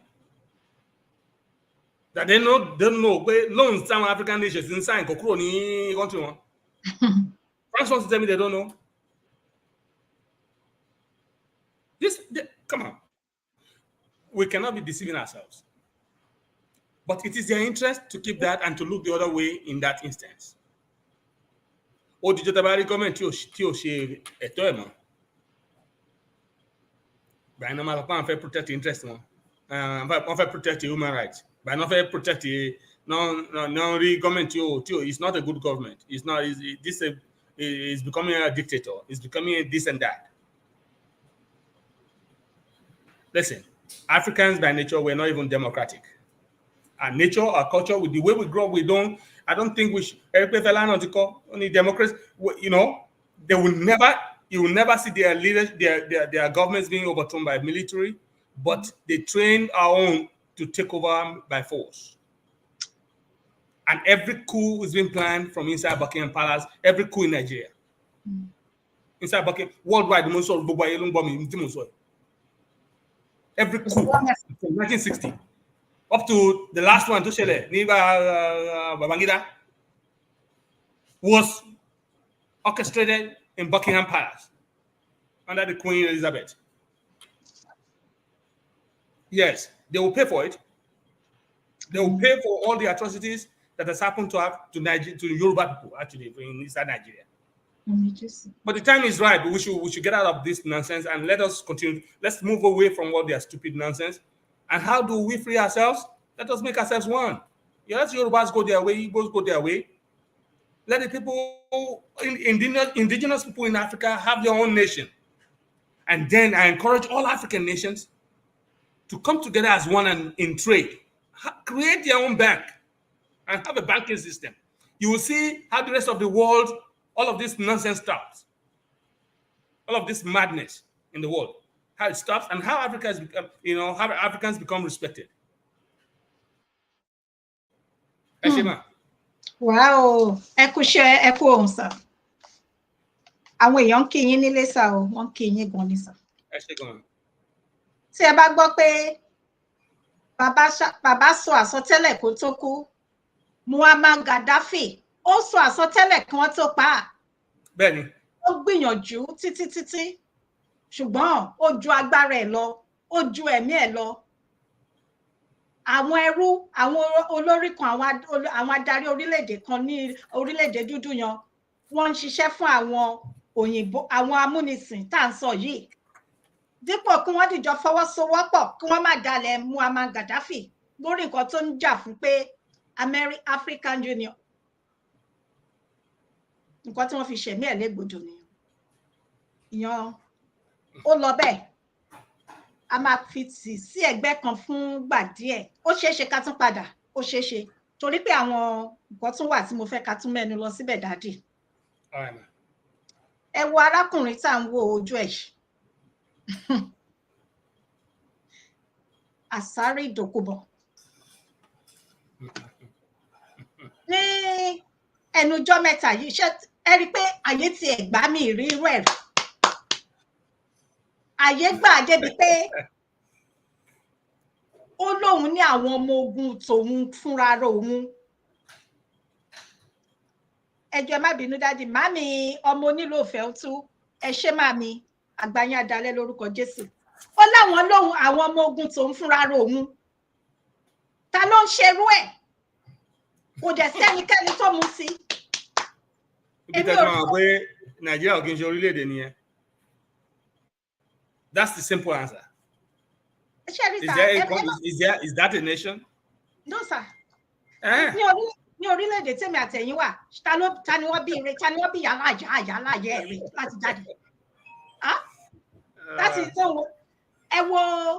okay, ṣé ìgbà tí Yorùbá nation tó fi ń ṣẹ̀mọ̀ tí Yorùbá nation nígbà náà tí wọ́n ń gbógun ti àwọn èèyàn tí wọ́n ń lọ sílé àwọn ṣẹ̀mọ̀ tí wọ́n sọ pé Yorùbá nation gbà tí wọ́n ń lọ fún rally ṣe gbogbo ẹ̀. Ṣẹ̀mọ̀ pé wọ́n bẹ̀rẹ̀ sí ní kó àwọn èèyàn nítorí ọ̀rọ̀ Yorùbá nation sà. Kì í ṣe kí wọ́n fẹ́ da ìlú rú o ní abẹ́ òfin. Wọ́n ní ẹ̀tọ́, gbogbo wa la ní ẹ̀tọ́. Nígbà tí wọ́n lọ sílé olóyè ní July 1st tí wọ́n lọ ṣiṣẹ́ bí wọ́n yàn sà. Irú èèyàn báyìí wà ní ìlú ní orílẹ̀-èdè tó ń sọrú nǹkan bẹ́ẹ̀ ẹ̀dẹ̀ wò, ẹ̀dẹ̀ dákẹ́, ẹ̀dẹ̀ ń wò. Kábíyèsí Elédùmarè. Ṣẹ́rí, mi ò ní wà surprised tí òun gangan fúnra rẹ̀ tó bá jẹ́ instrument àwọn foreign àwọn Europeans yìí because ṣe hàn pé ọmọ Niger Delta ọmọ Niger ìjọ area bí ìjọ yẹn ni ṣe hàn pé àwọn èèyàn kọ́kọ́ bẹ̀rẹ̀ ogun pé Nàìjíríà ń wa epo lọ́dọ̀ wọn ní benefits bẹ́ẹ̀ and then the land is being poisoned and all that tán pa kẹ́ńsàrò wíwálé lórí ti you understand now this guy is one of the insurrectionists who are there. Ẹ máa wo wọ́n yìí máa ṣe púpọ̀ náà tó bá dá ni o because at the end of the day wọ́n tó dìgbà tó bá cross the step but he is from that region, that particular region, and then ṣe hàn pé big time money ló ń kọjá ń bẹ̀, oil money, big money, it's big time money and weapons. So he has created a kind of atmosphere to pé wọ́n ti bridge it to a point. That's neutralize the other local authorities because these people are still doing business in there in Ijo. Àbí ṣé Ijo ti ní independence wọn fúnra wọn ni àbí ṣé wọ́n ti control resources around wọn ni wọ́n control it now. And that's why I said I would not be surprised if he was built up like this by these foreign governments. And he has become so grown just to stop the people's agitation time here. I want to enjoy our Delta here. Now he has grown out. He's become so powerful that he's now even taunting the government of Nigeria because he's like a whole government on his own. He's like a whole nation on his own.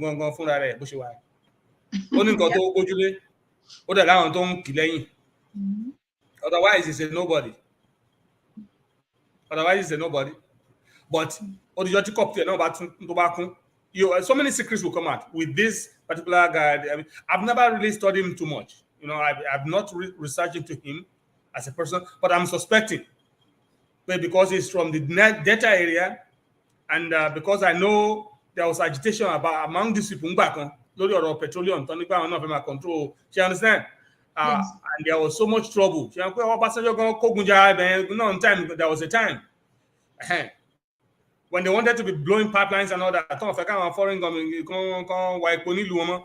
so he probably gained notoriety from that point on, and then built on his machinery. Invested a lot of it. But I want to just keep quiet. Maybe one of those. Because after the whole place was quiet, if you alone, people go on law. Gbọ́ pé wọ́n tún blow pipe kankan mọ́ ní Niger Delta area. Abẹ́ gbọ́ mọ́ láti báyìí. So it's very possible that this guy, and I'm going to look into this guy. I'm going to have to do a little research. But Nigeria as a whole is not a country. Otherwise, a single person cannot be taunting or cannot be saying all this now.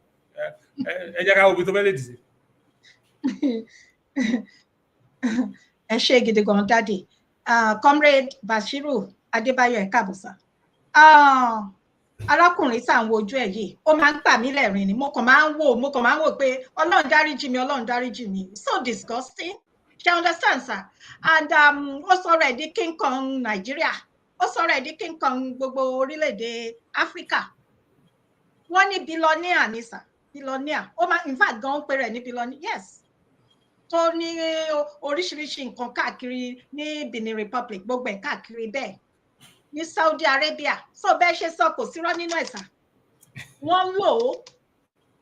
Ẹ̀rù wá ń bà mí fún bàbá Tinubu kó má jẹ́ pé òun gan ló máa dìde ogun sí bàbá Bọ́lá Ahmed Tinubu torí gìràgìrà ẹ̀ ti pọ̀jù pẹ̀lú wọn sà.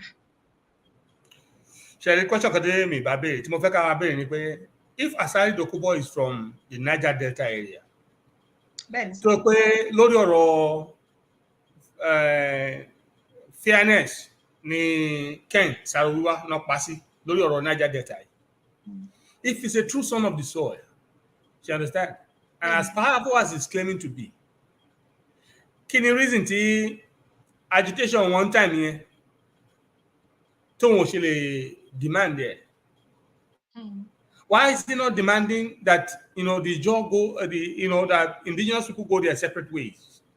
If he's not actually being sponsored by these foreign entities. Good Àbí point. ṣebí àwọn èèyàn ó súnmọ́ cancer wá súnmọ́ in terms of blood ju irú àwa yìí lọ ọmọ Yorùbá làwa. Then, sir. They are from the Delta region area. Yes. I understand mo sọ fún yín. Even maybe even more closer to also maybe the Igbo people. Yes. So if he has become this wealthy and he is this powerful as he's saying, why has he not spoken anything again? Why is it only for the one Nigeria? If it's not being sponsored by foreign entities. The question is that to me is a very logical question to ask and very easy to come to a conclusion. But like I said, I will look more into his background. I will be able to answer more. Mali download that I bear the next time. Okay. Kí Ọlọ́run kó ṣọ́ ẹ̀yin àti èmi tayọ ọjọ́ mẹ́jọ. So a tún máa ṣe part 2 ní orí ènìyàn ní ọ̀rọ̀ ṣì ń lọ lórí ẹ̀ ni because bó ṣe sọ bí a ṣe sọ síwájú ó sọ pé òun ní àwọn ọmọ ogun ti òun ní àwọn ṣé mọ̀ so a sì máa tẹ̀síwájú ọ̀rọ̀ pọ̀ gan ni ní orí arákùnrin tá à ń wò yìí so a máa gbéyàn tì a tún máa tẹ̀síwájú nípa arákùnrin yìí tí à ń pè ní ASARI DOKUBO ṣùgbọ́n ẹ máa wojú ẹ o ẹ máa wojú ẹ mi ò ní sì gbé kúrò ní ẹnu ọjọ́ mẹ́ta yìí ìṣẹ̀lẹ̀ kan ṣẹlẹ̀ ìṣẹ̀lẹ̀ burúkú kan ṣẹlẹ̀ ní Èkó ní ilé ìwòsàn kan ní Èkó sà tó mú ẹ̀mí dókítà ọmọbìnrin kékeré dókítà tó ń ṣe internship tó jẹ́ pé ó kù ọ̀sẹ̀ méjì kínkínní tó máa fi parí pátápátá ó kọni lóminú lọ́pọ̀lọpọ̀ ó ṣe ni láàánú ní àkọ́kọ́ náà mo bá àwọn ẹbí ẹ̀ àwọn òbí ìyá àti bàbá ẹ̀ mo bá wọn kẹ́dùn á bá wọn dárò àtẹ̀yìn àtẹ̀mí àti gbogbo ẹ̀yin olólùfẹ́ mi bí ó tilẹ̀ wù ká pẹ́ tó láyé Ọlọ́run ò ní jẹ́ ká fi ọwọ́ wa gbé kankan náà àwọn ọmọ wa sìn ní àṣẹ Èdùmàrè. Àmín. Ẹni bá wá rorú ẹ̀ sí wa àwọn ni kíkẹ́ lọ bá nílọ́pọ̀ lọ́pọ̀ ọ̀nà. Àṣẹ.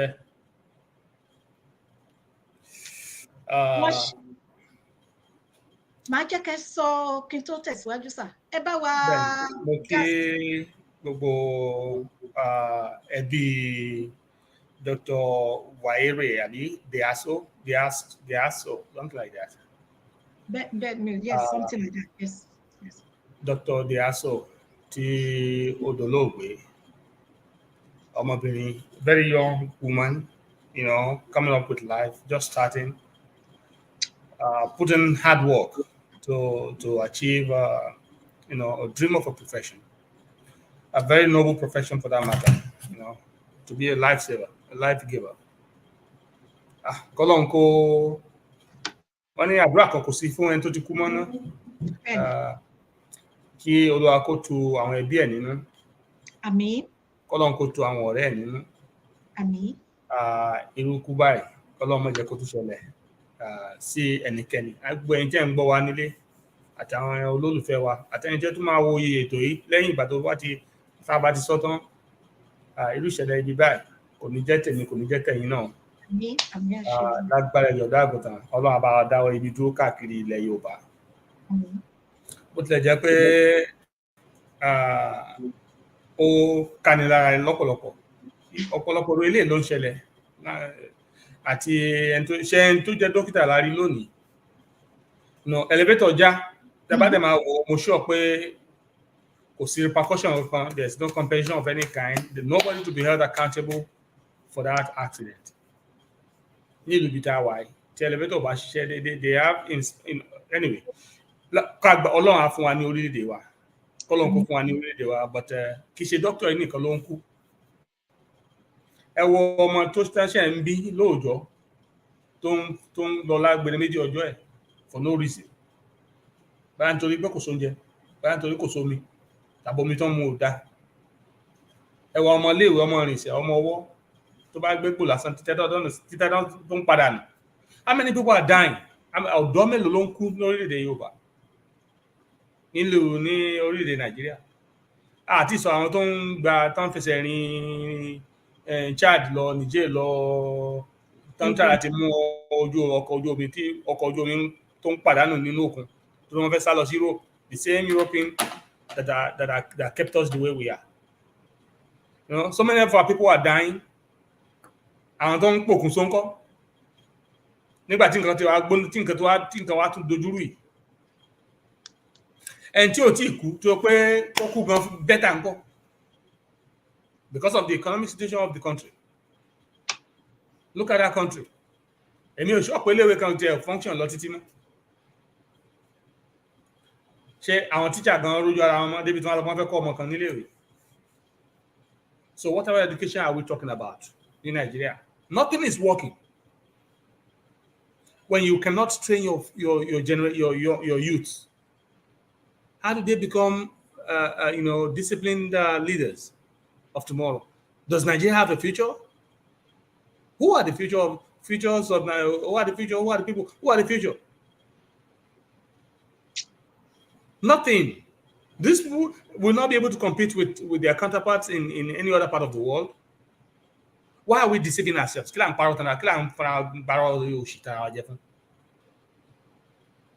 Àní ká bẹ̀rẹ̀ sí ní kọ́ àwọn ọmọ tiwa ní èdè tiwa, ẹni tí ó kọ́ṣẹ́ ọwọ́, ẹni tí ó kọ́ṣẹ́ ìwé tí ó ṣe òye òwò. Let us train our own children in our own local language, in our own way, with our own resources, and let us fashion a way for ourselves. Not depend on this Western world where there's strategy every time, nobody is held accountable. You know, we have elevators that are not working.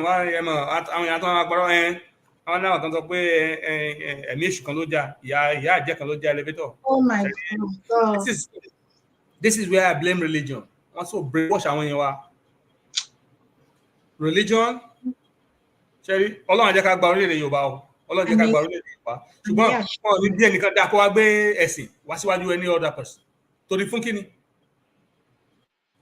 Onígbàgbọ́ lèmi, jẹ́ kí n gba ìgbàgbọ́ tèmi kó mú mi lára. Onímọ̀ lèmi ẹ́, jẹ́ kí n mọ̀lẹ́ kó jẹ́ Mùsùlùmí ni ẹ́, jẹ́ kó mú kó lókàkú. Don't be in public squares and whatever. None of that should be our context. You know? Yes, it could be avenues for people discussing, but it shouldn't be a national issue. No. Everyone sọ pé ajá kan lọ já elevator àbí elevator tí ó ṣiṣẹ́, elevator tí ó rí, tí ó wúlò, tí ó ní service. Ọjọ́ ọ̀nà tí service elevator yẹn gbẹ̀yìn. Ẹ̀yin ẹ̀tẹ̀yìn dẹ̀ mọ̀, in every building tẹ́ bá lọ ń bì, there must be certifications and rechecks. People are checking this thing on a monthly basis or on a quarterly basis. Different examination, different tests, and different services. And I believe it for the next 10 years. Every time I dialogue, that's the explanation, easy explanation for our prophets of doom. The pastors of perdition. Tom Wang Tom Kong Sipampe Jogodi. Tom Jacole Rory Woman. All because I want to find more in Leru. Tẹ́bá ń gbọ́ mi mọ̀ bóyá wo movie ìgbà táwọn Christian organization kan ṣe ń gbà kan ní Nàìjíríà abúlé mú wọn lẹ́rú. Nigeria is abúlé is mú wọn lẹ́rú. Mú wọn lẹ́rú ní orílẹ̀-èdè Nigeria, and most of the churches there, they are the slave masters. They bring people in church. Àwọn náà rí iná òṣì. Àwọn náà dẹ̀ sọ pé kí wọ́n máa so. Recently mo wo fídíò kan ẹnìkan ṣiṣẹ́ l'Amẹ́ríkà ó kọ́lé sí Nàìjíríà. Girlfriend ẹ̀ láti lọ so ilé ẹ̀ ó so ẹ̀ as a seed. Wow. Irú madness, what type of madness is that?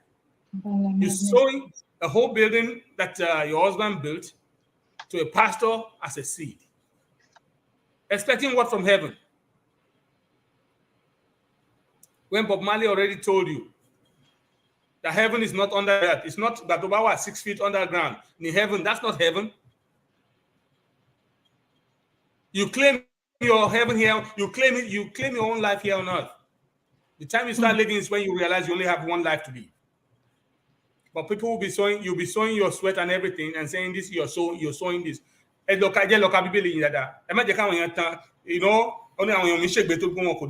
you read your Bible, your pastors will not be able to enslave you.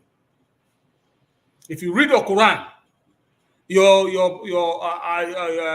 Afa will not be able to enslave you. You know, don't fool yourself and put yourself in bondage and then blame it on Osho Atajeka. So Osho.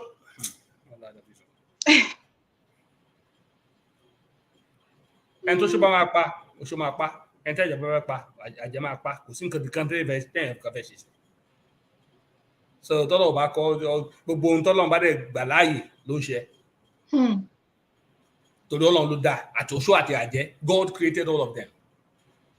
Àti ibi àti ire. God created kò wá sí nǹkan tó ṣẹlẹ̀ tọ́lọ̀ mọ̀ sí. Why are you going to dwell now on Osho kan ló ṣe báyìí, Osho àjẹ́ kan ló ṣe báyìí, when you're supposed to live a life and make sure that things are working right? Use your sense and use your head. Well, it's so much tragedy that happens from this doctor's death, but she's not the only one dying.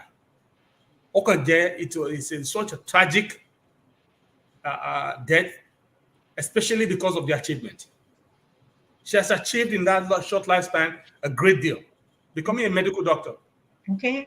Now looking to the fact, but we are settle down to a life. Or because of faulty elevator. You know. But then, same thing is happening to children in schools. No meals, no class. Lord of Israel. Same thing is happening to Omowo Omese. At Yato Loyin tí ó lè bímọ, tán gbé dìgbàdìgbà from one hospital to another. Tó ń rówó C-section tán fẹ́ ṣe. Tó ń tóbi àgbà tó ń kú àti ìyá àtọmọ. It is happening all over Nigeria every time. There's death sounds of sorrow everywhere. And tó bá kàn ló mọ̀ ni. Mo ṣe ń gbàládùra pé ìṣẹ̀lẹ̀ ìbànújẹ́ kò ní kàn wá. Àmín, àmín, àṣẹ. Àmín. Ó ń ṣẹlẹ̀ nínú ayé ní Nàìjíríà, ó ń ṣẹlẹ̀ lórílẹ̀-èdè wa kò sí ẹ̀kọ́ kò tọ́. Ara àwọn tí ó yẹ kó jẹ́ kó máa ṣẹlẹ̀ náà ni pé tí orílẹ̀-èdè wa bá dá dúró, tí ètò ìwòsàn bẹ, tí àwọn tó yẹ kán mójútó àlùmọ́nì ìlú àti ilé àti ohun ìrìnnà àti tó ń ṣiṣẹ́ wọn déédéé, tí kò sí rìbá, tí kò sí ojúṣàájú. Tó ká kún ṣiṣẹ́ lẹ́yìn ètò bó ṣe yẹ kó ikú irọ́ èèyàn yẹ kó máa pa àwọn èèyàn. People should be able to live. There will be accidents happen. Yes. Kò síbi tí accident ò sí sí. Ṣùgbọ́n lo accident bẹ́ẹ̀ yẹn. One too many. Again, Ọlọ́run á pẹ̀tù sí àwọn ẹbí wọn. Ọlọ́run á bá wọn bòróró tó wá sí. Ṣùgbọ́n ọmọ Yorùbá, ẹ jẹ́ ká wò. Ṣé ó yẹ káwọn èèyàn máa kú ikú tí wọ́n ń kú yìí? Kò yẹ. Kò yẹ pé kidney disease kó máa pa àwọn èèyàn bó ṣe ń pa wọ́n. Because they are not able to afford dialysis. Kódà nílùú yìí tó bá ní insurance ló máa sanwó fún. Tó bá ní government ló free, you will get your dialysis for free. And where are they getting all the money from? All from Africa. All the money is coming from Africa. So why don't we have healthcare?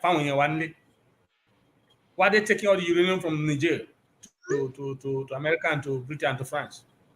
Why are they taking our gas to Europe? Why are they taking our oil, our diamonds and gold, and all other minerals away from us? Why are we continue? Why are we not even seeing the light? And we're saying these things, and the power resides with our people, because CNN will not expose them, Fox News will not expose them, BBC will not expose them. Ọlọ́run ti jẹ́ káwa mọ Yorùbá ká wá sórílẹ̀-èdè àti rí dandan ni ká wá sọ síta. Ìwà ẹ̀ka yìí yẹ kó dúró. The more táwọn èèyàn bá ń gbọ́ tó bá ń di mímọ̀ tí ò ṣe é bò mọ́, it will stop our leaders from towing their lines. Hopefully give us our own freedom at some point. Agbára mo gbàládùra pé kò ní pẹ́. Àmín, àmín, àmín. Wow. Ẹ ṣé gidigidi gan ni dádì, ẹ kú ohùn, ẹ kú iṣẹ́. Bí mo ṣe ń sọ, àwọn ará ilé ń kí yín gan ni o. Ọ̀rọ̀ láti gbọ́ yìí. Baba Michael Lasso. See? Yes. Yes. You know, he has a spawn. It must be now. Otiwadi Igani. But I'm going to look more into this guy.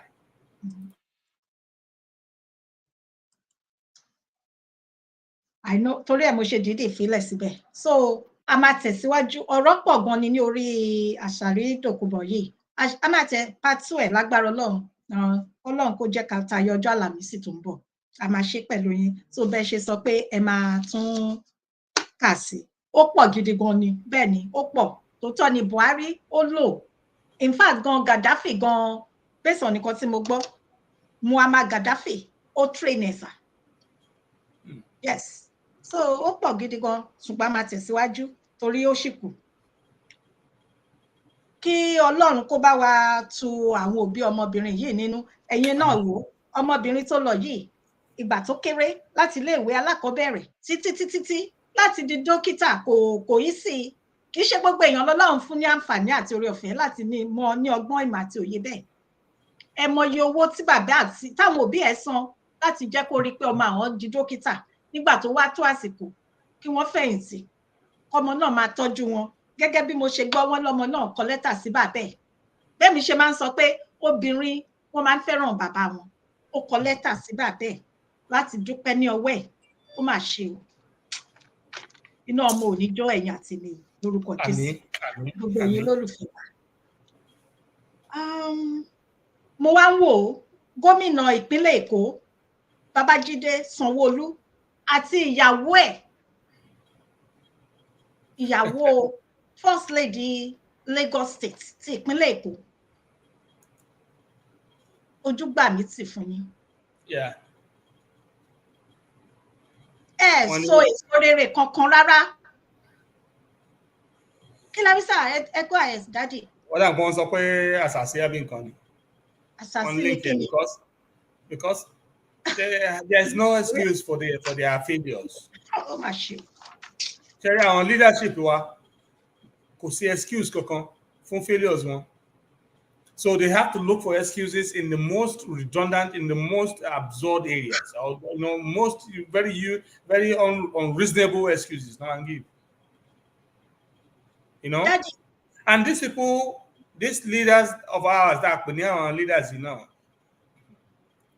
most of them are either convicted or ex-convicts. These are all criminally minded people, who have managed to, and it's not like they want to travel that now. They are convicts in foreign countries, and then they'll go to Nigeria, and then it looks like for you to be a successful politician, you must be a convicted felon in America. Yeah. So when you see convicted felons, including the president of Nigeria, Bola Tinubu, ran away from the United States after being convicted. He was convicted in absentia, I believe, for drugs. Yeah. And then, or if you look at people around him,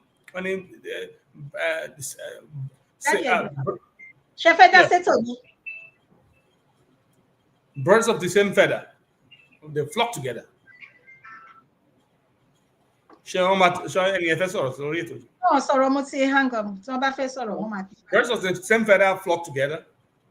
So it's not a surprising thing to me when you see most of the people around Asiwaju Bola Ahmed that they too have been either convicted or have served term in American jail or convicted in American courts. Now these are the same people that have come to Nigeria. So you see how, and America knows all these things. You have a question on money. One more, sir. They know the type of leadership we have. Why are they not? Why is America so interested in people's, human rights worldwide, but not interested in the type of leaders that are in government? That's something to think about. Most of your leaders are criminals. They have their records. What do you say? They see a Nigerian criminal, it's a criminal country, so they can approach them and steal your wealth without even thinking twice, and they cannot be, they'll do it in a way that's very quiet, but it's being exposed now. Thanks to Russia, thanks to Wagner force. But we have all suspected this long time ago. We've seen the fingerprints. We've seen everything that's happening in Africa. But the time is coming, and I think it starts pretty fast when all of their lives will crumble down like a house of cards. Gbogbo rọ wọn ilé tán fi tọ́ money ìrì ló máa wó dànù. Lágbára Ọlọ́run láìpẹ́ náà ló lè máa wó. Ọlọ́run á sì lànà fún wọn Yorùbá láti jáde kúrò nínú àjàgà yẹn. Àmín o, àmín o, àmín àṣẹ Èdùmàrè. So mi ò fẹ́ ká wo ọ̀rọ̀ àwọn leaders tèmi ò kà kún.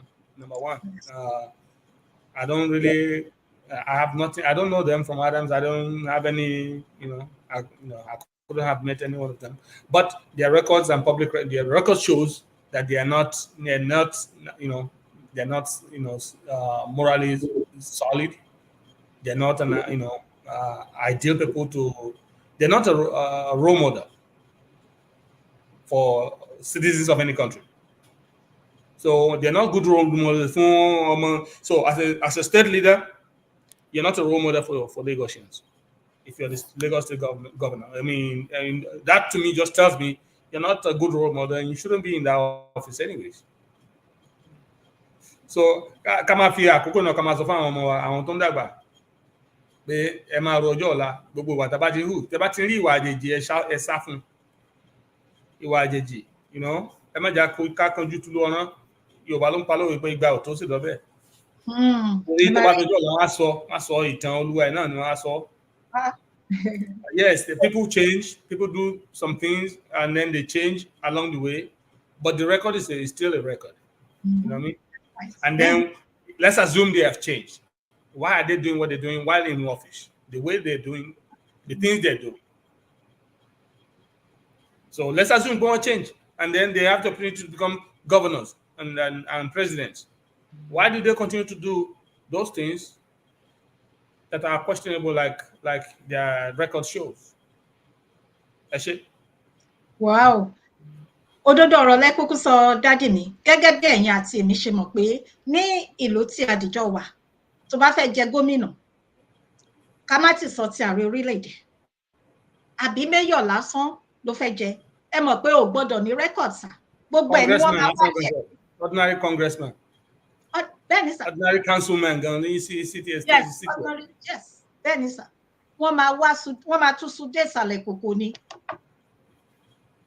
Ṣùgbọ́n torí àtẹnujẹ torí nǹkan tí wọ́n ń gbà torí wọ́n sì fẹ́ mú wa a sì wà lábẹ́ wọn ẹrú ẹlẹ́ẹ̀kejì ìdí ni wọ́n ṣe dákẹ́ òkun wọn.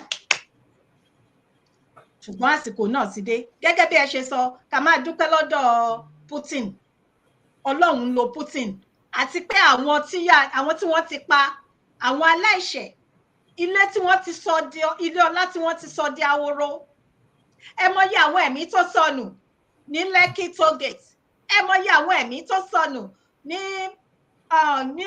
Ọ̀wọ̀ nínú ilé ìjọsìn àwọn ẹni ẹlẹ́ni tí wọ́n lọ pe Ọlọ́run wọn ibo ni ká ti bẹ̀rẹ̀ ibo ni ká ti sọ àbí ọmọ bàbá màmá olórúkọ mi màmá Olúfúnkẹ́ ọmọ bàbá yìí ní Àkúrẹ́ orúkọ wọn máa sápa mí lórí sà àìmọye àwọn ọmọ òrukàn nítorí gbogbo ẹ̀jẹ̀ gbogbo wọn ti dìde ó ń sunkún ó ń ké fún ẹ̀san gbogbo àwọn tó yẹ kí wọ́n wà láyé tí wọ́n dẹ̀mí wọn légbodò àwọn tó lú lọ pé Arótilé. Bẹ́ẹ̀ni. Àtàwọn bẹ́ẹ̀ láti bàbá wa Bọ́lá Ìgè. Àti bàbá bẹ́ẹ̀ ni láti gbogbo àwọn tó pa Bọ́lá Ìgè wọn ò ní sinmi. Àmín Jésù. Yes, gbogbo àwọn tó mọ̀ sí ikú ẹ̀ gan wọn ò ní sinmi ọjọ́ alẹ́ wọn ò ní dára. Àmín Jésù. It's unfortunate that this thing is very annoying because that's the point that I started not feeling like a Nigerian. The point where you have the first law enforcement officer of a country, a whole attorney general, murdered like that in cold blood and nothing happened. 20 years later, Nothing's still happening. That's I cannot Tawale me. Who am I? Me ò tí lọlé for over 18 years. Not because I cannot buy my ticket. Nigeria is a place you should be afraid. You should be afraid to be in. I'm not a Nigerian, thank God. That's why. Ọlọ́run á jẹ́ ká gba orílẹ̀-èdè wa. Àmín. You playing with Nigeria, you playing with your life. Mo sọ fún yín, an average politician there.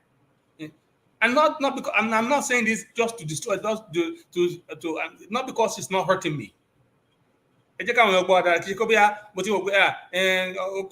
No, I used to be a proud Nigerian. I defended Nigeria here when I first came. I used to be very proud. That is okay. I am a Nigerian. When you look at these things, don't share it. It comes to a point. At one point, it was a breaking point when I started thinking about Bobin Kotiwa, which one that go. And the breaking point was when I think about Iku. It is from there. There's no hope for an ordinary person. And in Nigeria.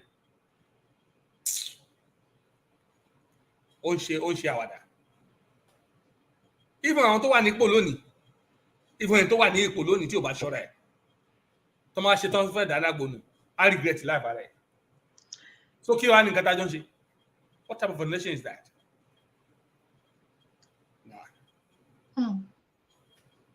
Ó ga ọ. Ẹ ṣé gidi gan ni dádì. Tó tọ́ ni nǹkan tẹ́ kúkú sọ. Òun ni dádì àwọn dádì Olúwọlé Bákàrè. Ẹ ṣé. Mo rí aka comment yín, Sherry. Yes, tó tọ́ ni. Òdodo ọ̀rọ̀ ni, kò sí irọ́ kankan, kò sí ká lọ kábọ̀ kankan nínú ẹ̀. Òtítọ́ ọ̀rọ̀ ni, kò kíní ká má sọ òun. Àwọn àtọ́pọ̀ àwọn fún wa ní aid. They always book aid. Wọ́n lè sọ pé $400 million aid for HIV. We can $3 million aid for whatever. They send us aid in Africa. They run you only. They're all full of baloney. These are all gimmicks. Why don't you tell them to shove it up there? Let them shove it and feed their own people who are homeless. Take your aid from Africa. Go and feed your people that are homeless. Go and build more shelters for yourselves. Thank you, sir. Yes. And let Africa be alone. Stay away from the internal issues of Africa. Stay away from siphoning our economy from our resources. And let's see who comes begging. Don't give us your aid. We don't want no billion aid. Don't forget about it. Don't let us fool ourselves. There's no aid in terms of when this world says they're giving us aid in Africa, that's a lie. That's the greatest lie you can ever hear.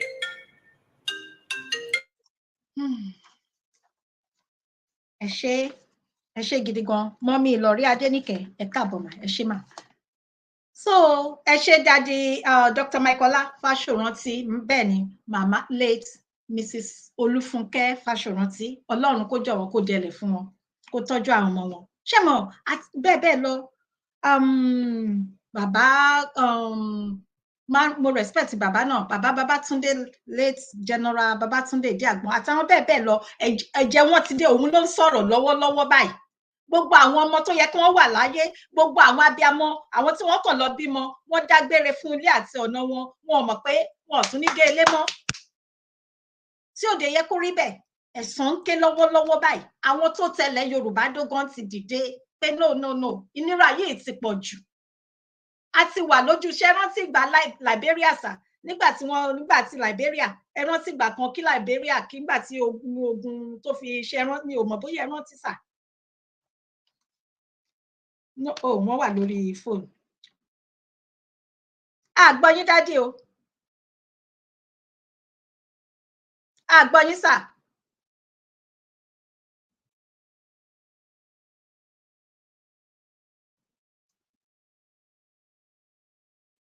Okay. Gbọ́ yín dádì. Gbọ́ yín o. Gbọ́ yín sà.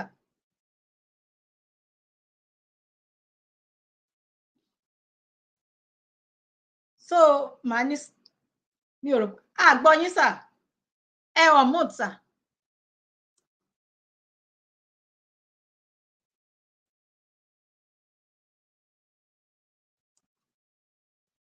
Hello sir. Gbọ́ yín daddy. Gbọ́ yín mọ́ o. Kí ló ń ṣẹlẹ̀?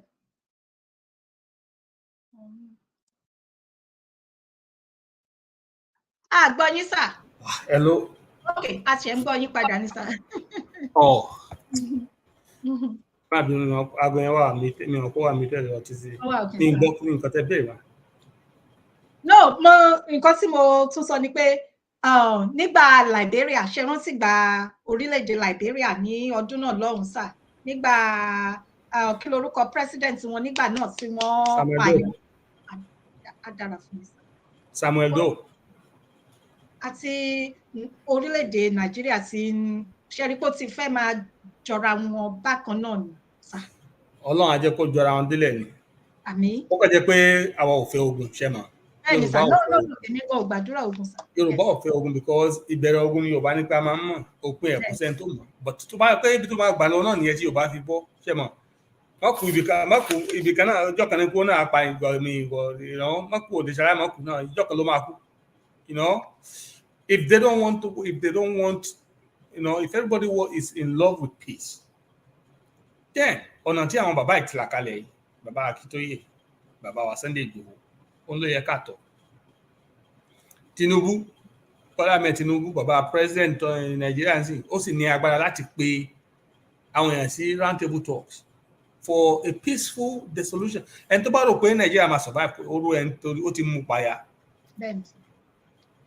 So Nigeria is not going to survive what's on the ground. We're not going to survive this.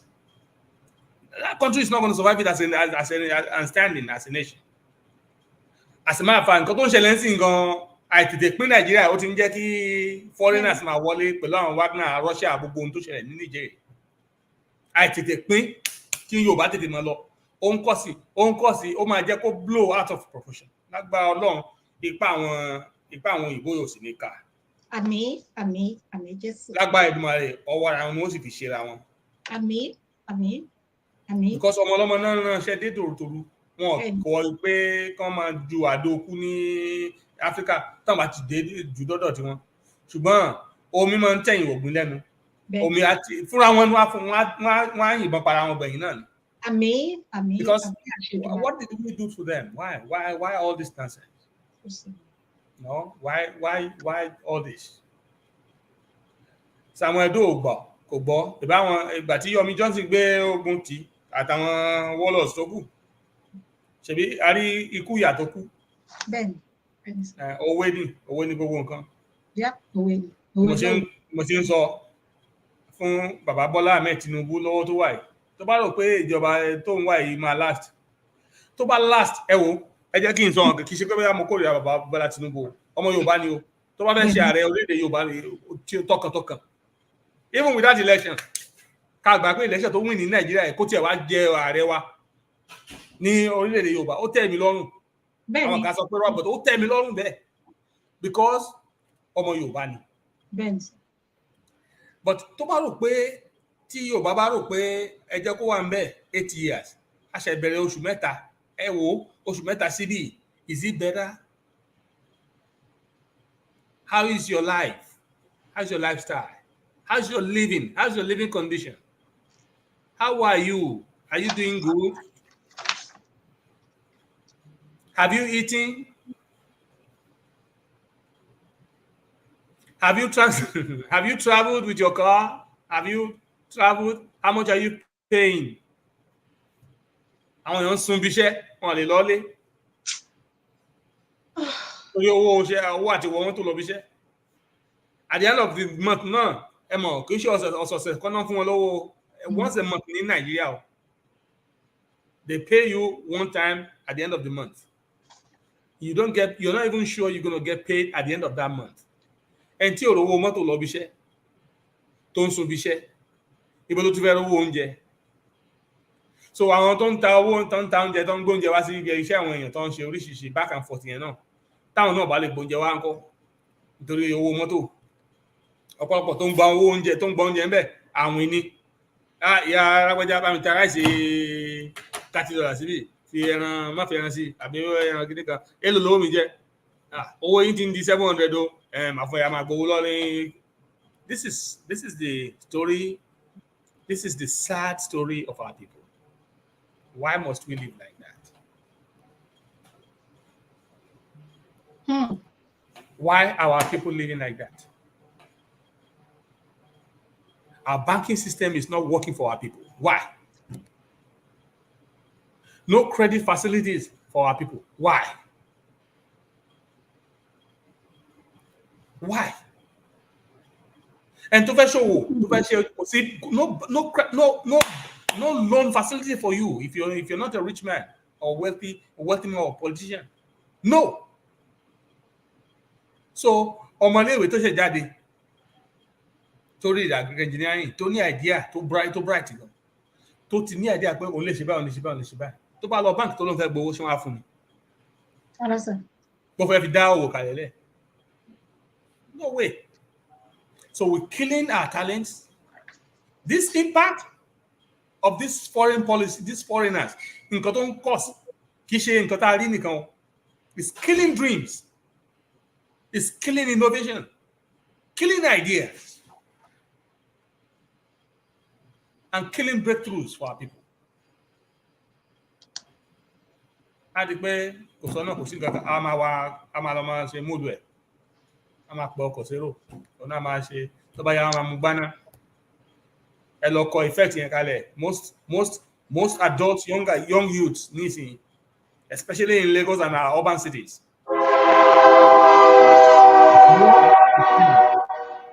They be drug dependent because of frustration, because the system have turned people into mad people. You know, our people are not even reasoning as normal human beings anymore. They're reasoning now like animals, want just to survive. And they're still making it work. In between, respect one here. And they're still making this work. And our people are still making it work. Despite all things. We're very resistant, we're very resilient people, we're very strong and tough. But please, let us channel it to something, let us change our course. And bring that energy to developing a good nation.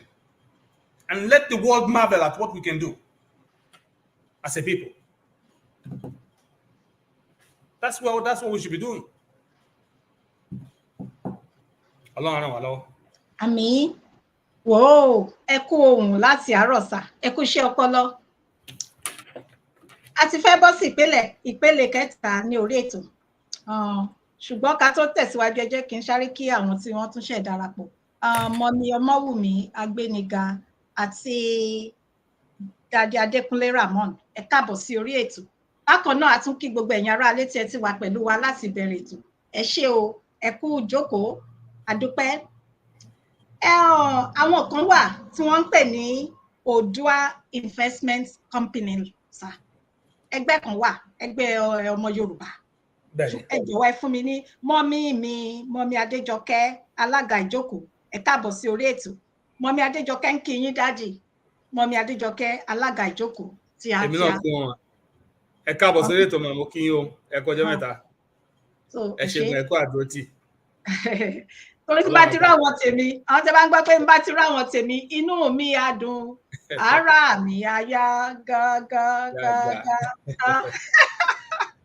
Ẹ ṣé, ẹ bá bínú dádì mo kọ̀rọ̀ mọ́ yín lẹ́nu. It's okay ma, adúpẹ́ lọ́wọ́ Ọlọ́run ma.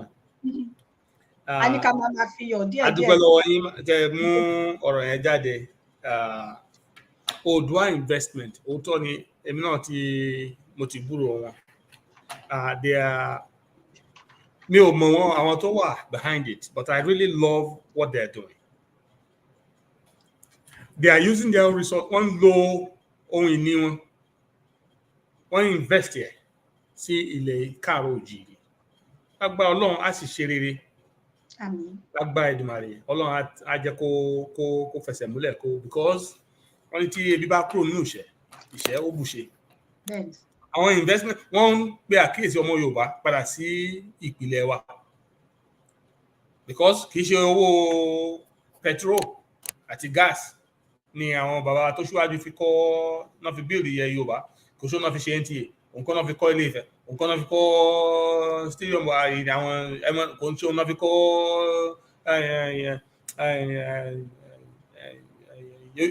UCH. These people used cocoa house. Owó nǹkan ọ̀gbìn, owó tán ṣe láti oko. Òun ni àwọn bàbá yìí náà lò àwọn Awólọ́wọ̀ nígbà tí wọn. So ODUA investments mo ti rí àwọn nǹkan tó ń ṣe, and bàbá Akíntóyè bá wọn sọ àwọn ọ̀rọ̀ kan ní ẹnìjọ́ mẹ́ta àwọn nǹkan tó ń ṣẹlẹ̀. Wọ́n gbà tán fún àwọn kan ní updates, mo fetí gbọ́ lẹ́nu wọn, mo ti gbọ́ directly. Wọ́n ń ṣe àwọn ètò kan tó ń pè ní ìletò. Mo rò pé nílẹ̀ káàárọ̀ òjíire, nílẹ̀ gbogbo ilẹ̀ Yorùbá, mo rò pé àwọn èèyàn tọ́lọ́run jẹ́ kán ní lọ́wọ́, tán lówó lọ́wọ́ díẹ̀ lọ́pọ̀, tí wọ́n sì nífẹ̀ẹ́ ìran wa, ìran Yorùbá, tó fẹ́ kébi ó pa wá, tó fẹ́ kí ìyà jẹ wá. Wọ́n ti rí àwọn nǹkan tó ń ṣẹlẹ̀, especially ẹ bá rántí ìgbà kan táwọn Haúsá ní pé wọn ò ní gbé tòmẹ́tò wa mọ́, tọ́ni kan so àwọn tí ń foríkorí bí tẹ́ ti mọ̀ pé we are very you know, Yorùbá kò sí ẹ̀yà kan tó dàbí wa. We should be proud of ourselves. Àwọn èèyàn ti foríkorí, wọ́n ti fi kùn lukùn, wọ́n ti gbé ìmọ̀ràn dìde, and they are expertise, and they put their money into it. Wọ́n wò pé táwọn bá develop àwọn ìletò káàkiri ilẹ̀ Yorùbá, wọ́n make sure pé àwọn darandaran yóò fẹ́ ẹran joko mọ́, because it will be kò ní lè ṣẹlẹ̀. So wọ́n dẹ̀ ní àwọn tó lè design, àwọn architects wọ́n bá wọn àti àwọn architects wọ́n lè tán make plans. They put heads together and develop these beautiful things you can see. Ní ìletò kọ̀ọ̀kan wọ́n ní bóyá bí 30 acres of land or something for each ìletò. Wọ́n yọ àwọn ibi tí wọ́n ti máa dáko, wọ́n yọ àwọn area tó máa jẹ́ fún recreation, ìyẹn fún bóyá bí o fẹ́ lọ store, o fẹ́ lọ movies, o fẹ́ lọ play a sports center, bí bar or something like, you know, for recreation areas, and then restaurants. Wọ́n dẹ̀ yọ àwọn area tó jẹ́ fún bí storage, because ṣe àwọn pé èrè oko náà wọ́n máa ń store. So each later we have these things. Wọ́n dẹ̀ ní schools, because ọmọ àgbẹ̀, ọmọ òṣìṣẹ́ àgbẹ̀ tó ń gbé àwọn ilé tó ń gbé iṣẹ́ wọn ṣá láti níléèwé táwọn ọmọ náà máa lọ. So each ìletò wọ́n ṣe bẹ́ẹ̀ káàkiri, wọ́n dẹ̀ ṣe káàkiri gbogbo ilẹ̀ Yorùbá.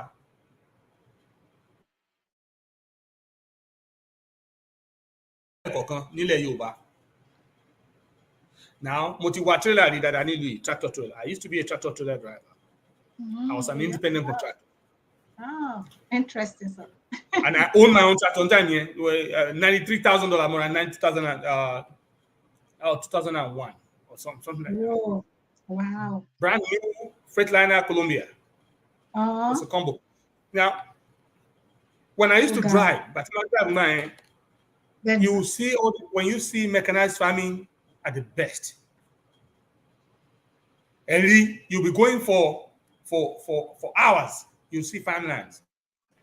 Helicopter, aeroplane, nothing spray, nothing spray chemical or going to be spray germicides, pesticides, so that kokoro ni je oko won. And you see the water irrigation system. These things the technology have advanced, and this is what is coming to Ile Yoruba.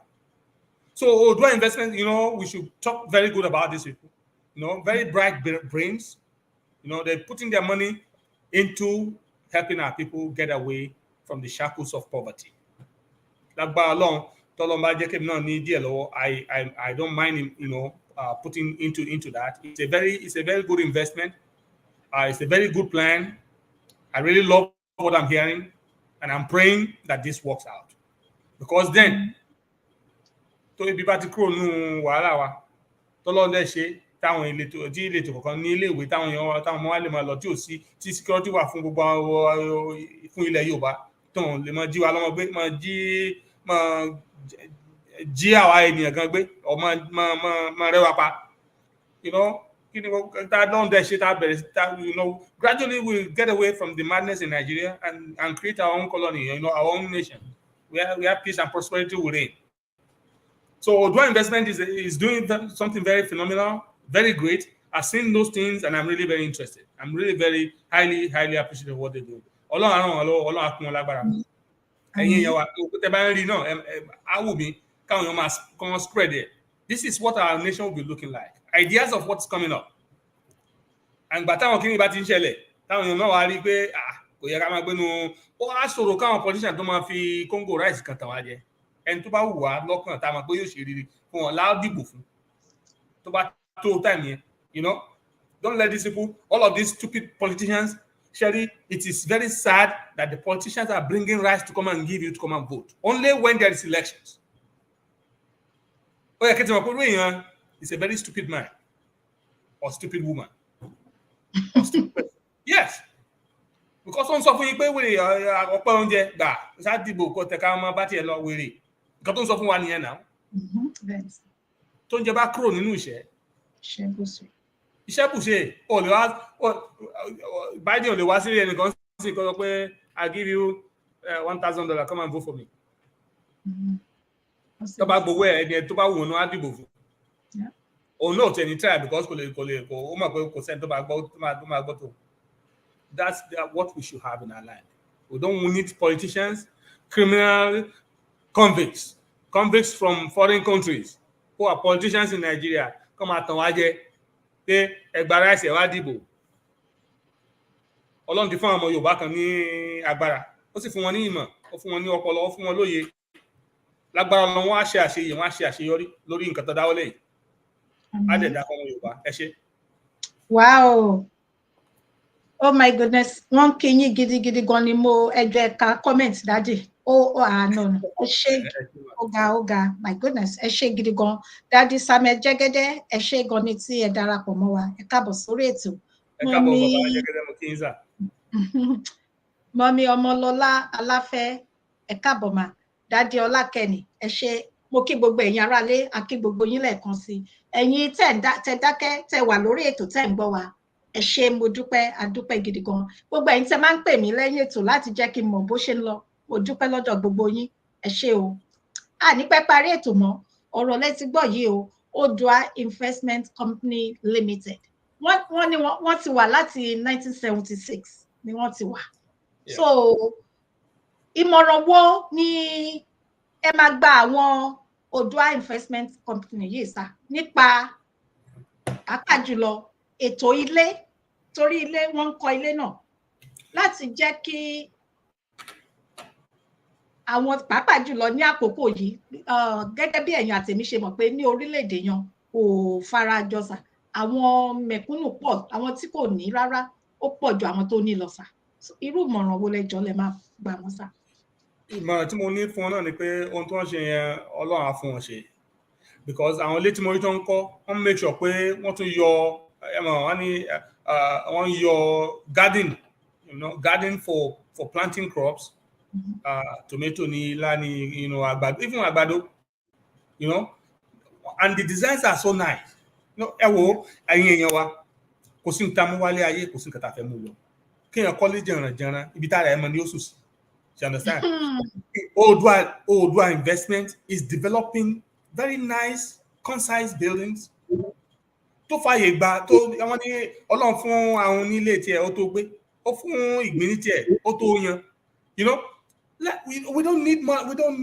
Don't let these people fool us. Don't let, yes, some people will be wealthy. There's no doubt láti gbà tí dáyé tọ́lọ́run ti dáyé. Now, some people will be filthy wealthy. That's okay. Nobody should be mad at that. But it is just fair that people should live normal life. Some of us want peaceful, normal lives. We don't need more than that. Look at the designs of their houses. ODUA Investment. They're not building too much, something too much. And if you want it, they can build it for you. But I'm thinking, for the ordinary people, for the average people, for ordinary Nigerians, why can't we, or Yorubas, I'm not even talking Nigerians, ordinary Yorubas, for our general public, why can't we have simple designs, buildings in communities, with all facilities that are appropriate for good living, including planting of crops.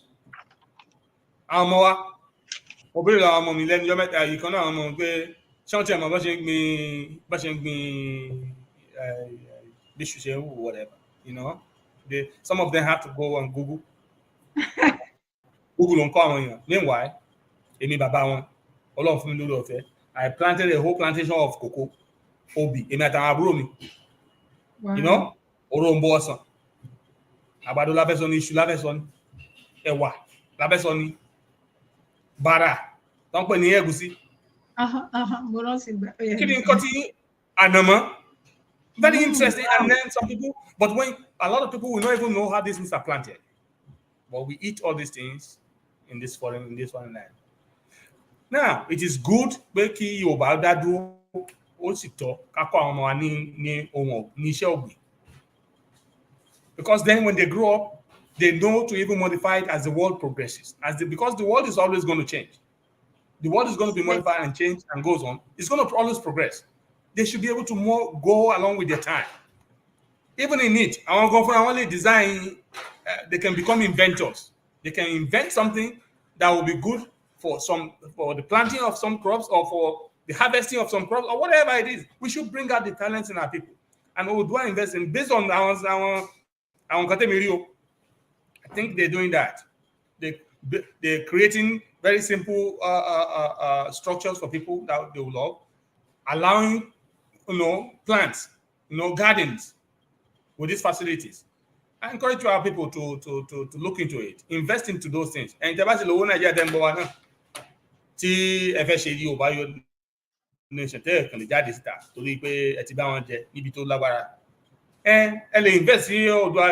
investment. No, you're doing some of the works and making life easy for our people.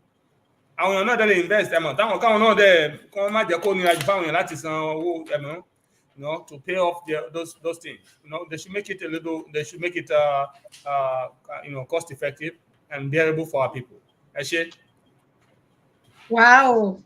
Ẹ ṣé gidigidi gan ni. Ẹ jẹ́ kí n kọ́ bẹ̀rẹ̀ láti fi parí ètò, láti fi kápá ètò yìí nílẹ̀. Màá kọ́ gba àwọn ODUA investment, màá kọ́ bá wọn sọ̀rọ̀ pé bí bàbá wa ṣe sọ, bàbá mi Abiodun Òjó tí mi ò ní wá tì láéláé láṣẹ Èdùmàrè. Ẹ jọ̀wọ́, ní orílẹ̀-èdè ọ̀pọ̀lọpọ̀ nínú wọn ó ṣeéṣe kí wọ́n ti wà nílùú òyìnbó káàkiri. Ẹ mọ̀ pé ní ìlú òyìnbó wọ́n máa ń kọ́ ilé, oríṣiríṣi ilé ni wọ́n máa ń kọ́.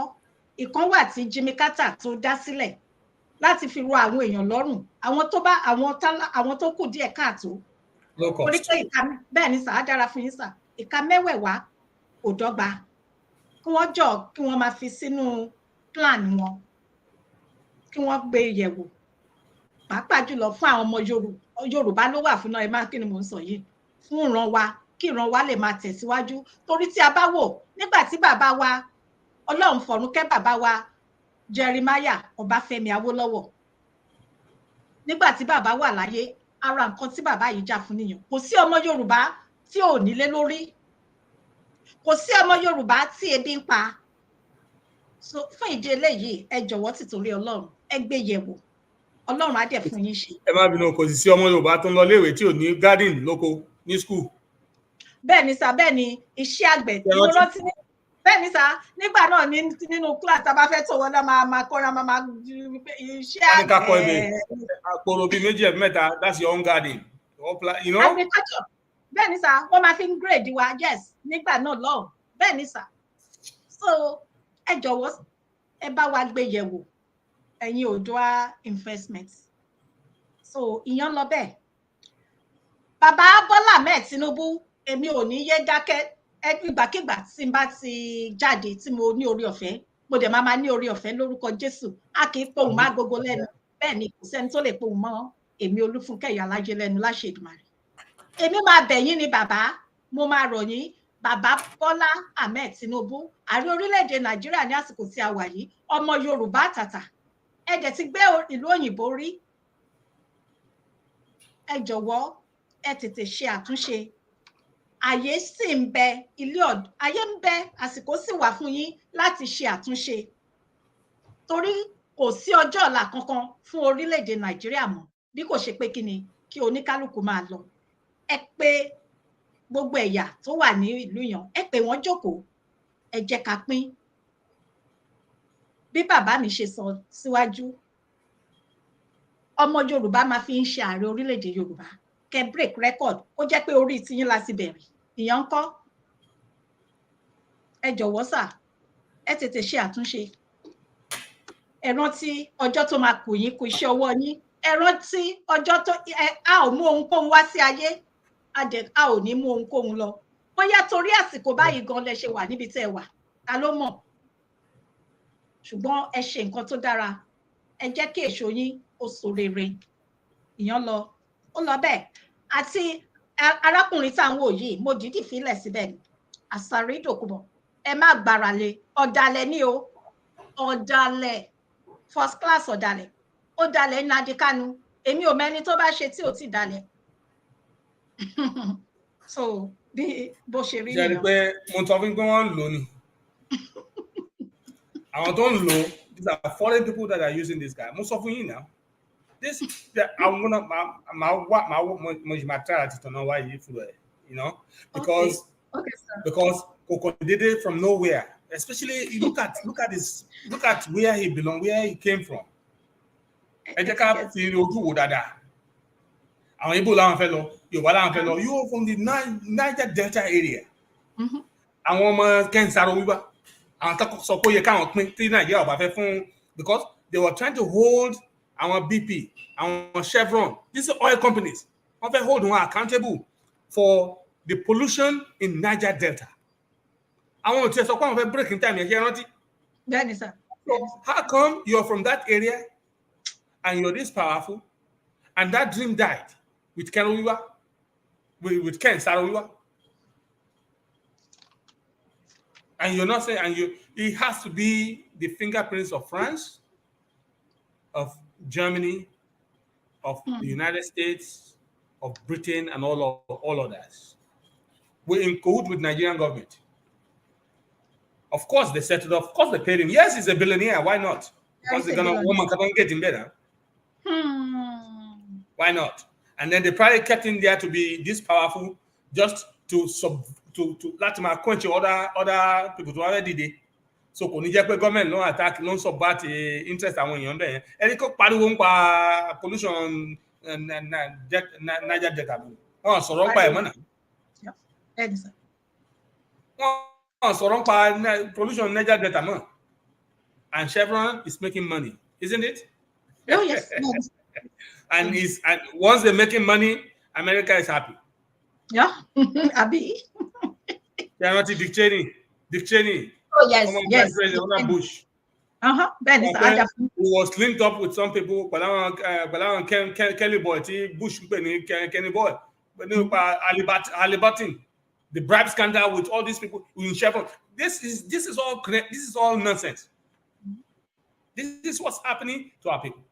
So I'm very sure this guy is probably, is being sponsored by them for now. So one keep the people quiet, and is the strongest one. He's not fighting the cause of the people. He's only stashing his own pocket. Bẹ́ẹ̀ni sir, bẹ́ẹ̀ni, yes. Yes. Ẹ ṣé gan daddy, mi ò lè wait. Kí ọjọ́ Àlàmísì tó ń bọ̀ kó dé, kẹ́ tún ṣe kíni, kẹ́ tún bá ní gbàgbọ́ fún ASARI. Yes, bẹ́ẹ̀ni sir. So ṣé ti gbọ́ bàbá wa bàbá Bọ́lá Ahmed Tinubu lẹ́ẹ̀kan sí ìfúra lógun àgbà. Ẹ má gbára lé ASARI DOKUBO tẹ́ ń wò yìí. Ẹ má gbára lé o. So ìyẹn lọ bẹ́ẹ̀. Bákan náà, gbogbo ẹ̀yin ọmọ Yorùbá tẹ́ wà káàkiri ní ìlú òyìnbó, tẹ́ wà káàkiri tẹ́ sí ní orílẹ̀-èdè Nàìjíríà, tẹ́ wà káàkiri níbikíbi tí ẹ bá wà. Ẹ má rántí pé àjò lè dùn kí onílé má relé o. Ẹ má rántí pé àwọn kan máa ń sọ pé kò kàn wọ́n. Àwọn tó kàn ńkọ́ ènìyàn ẹlẹ́ran ara bí ẹ̀yin àtèmi ni wọ́n ní ẹ̀jẹ̀ lára, wọ́n ní omi lára. Bóyá torí àsìkò báyìí lọ́lọ́run tí ẹ ṣe ní kóníkálùkù yín wà níbi tẹ́ wà pé kẹ́ sọ̀rọ̀ sókè ẹ jẹ́ káwọn èèyàn mọ̀ pé ó ti tó gẹ́ gbogbo ìlú tẹ́ wà káàkiri nílùú òyìnbó tẹ́ wà ṣé bí nǹkan ṣe rí níbẹ̀ ni ó rí nílùú yan ni àwọn òpònú kan tí wọ́n tẹ̀ wà ní orí ìkan, mi ò fẹ́ dá orúkọ ẹ̀ torí mi ò fẹ́ kó ṣe kò jámọ́ kankan. Gbogbo àwọn ọmọ tó bí pátápátá dádì wọ́n wà káàkiri, àwọn kan wà ní Canada, àwọn kan wà ní US, ṣùgbọ́n arábìnrin yìí ìkà ọ̀dájú abiyamọ, ó máa ta gèlè gẹ́ngẹ́ sórí, ó máa gbé gbogbo gòdì pangolo, ó máa pàǹtí, ó máa gbé sọ́rùn ni. Ó wá máa sọ pé gbogbo àwọn tí yà ń jẹ nílùú òyìnbó ni wọ́n pariwo Yorùbá nation. Ṣùgbọ́n àwọn ọmọ ọlọ́mọ ló kó sọ́dọ̀ kí wọ́n máa bá ṣọmọ ọ̀dọ̀. Ṣé ẹ rántí sá? Ṣé ẹ ń gbọ́ mi sá? Well, ẹni tó bá wù kó jẹ́ èmi ò tiẹ̀ fẹ́ mọ irú ẹni bẹ́ẹ̀. Ìyà kì í pani.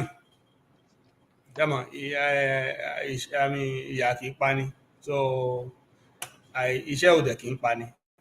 Ó máa ń fún yàn lágbára ni. Ó dẹ̀ ń fún yàn lọ́gbọ́n. Tó bá ní pé ìyà ló ń jẹ wá, ló ń jẹ àwọn ọ̀tá wa, that's all right. Ẹlẹ́nu ló lẹ́nu. Bí tó bá wù ẹnu ẹ̀ ló lè gbẹnu lọ. Èmi ò mọ̀. Ṣùgbọ́n èmi mo mọ ara mi, and I know the reason why I'm in this trouble. Okay? Lágbára Ọlọ́run jẹ́ kí n tọrọ jẹ lọ́wọ́ èèyàn. Ọlọ́run sì yá lé ní lọ́wọ́ ẹni kankan. Mi ò sì tọrọ ọkọ̀ ọlọ́kọ̀ lò. Kí ni mo wá Ọlọ́run sì fún mi ní àwọn ọmọ tó tẹ́ mi lọ́rùn. Ilé mi lójú ọ̀nà mi. So kí ni nǹkan tí mo fẹ́ tọ́lọ́run fún mi? Kò sí. Ọlọ́run fún wa ní ìlera, èdè tó ju gbogbo ọ̀rọ̀ lọ.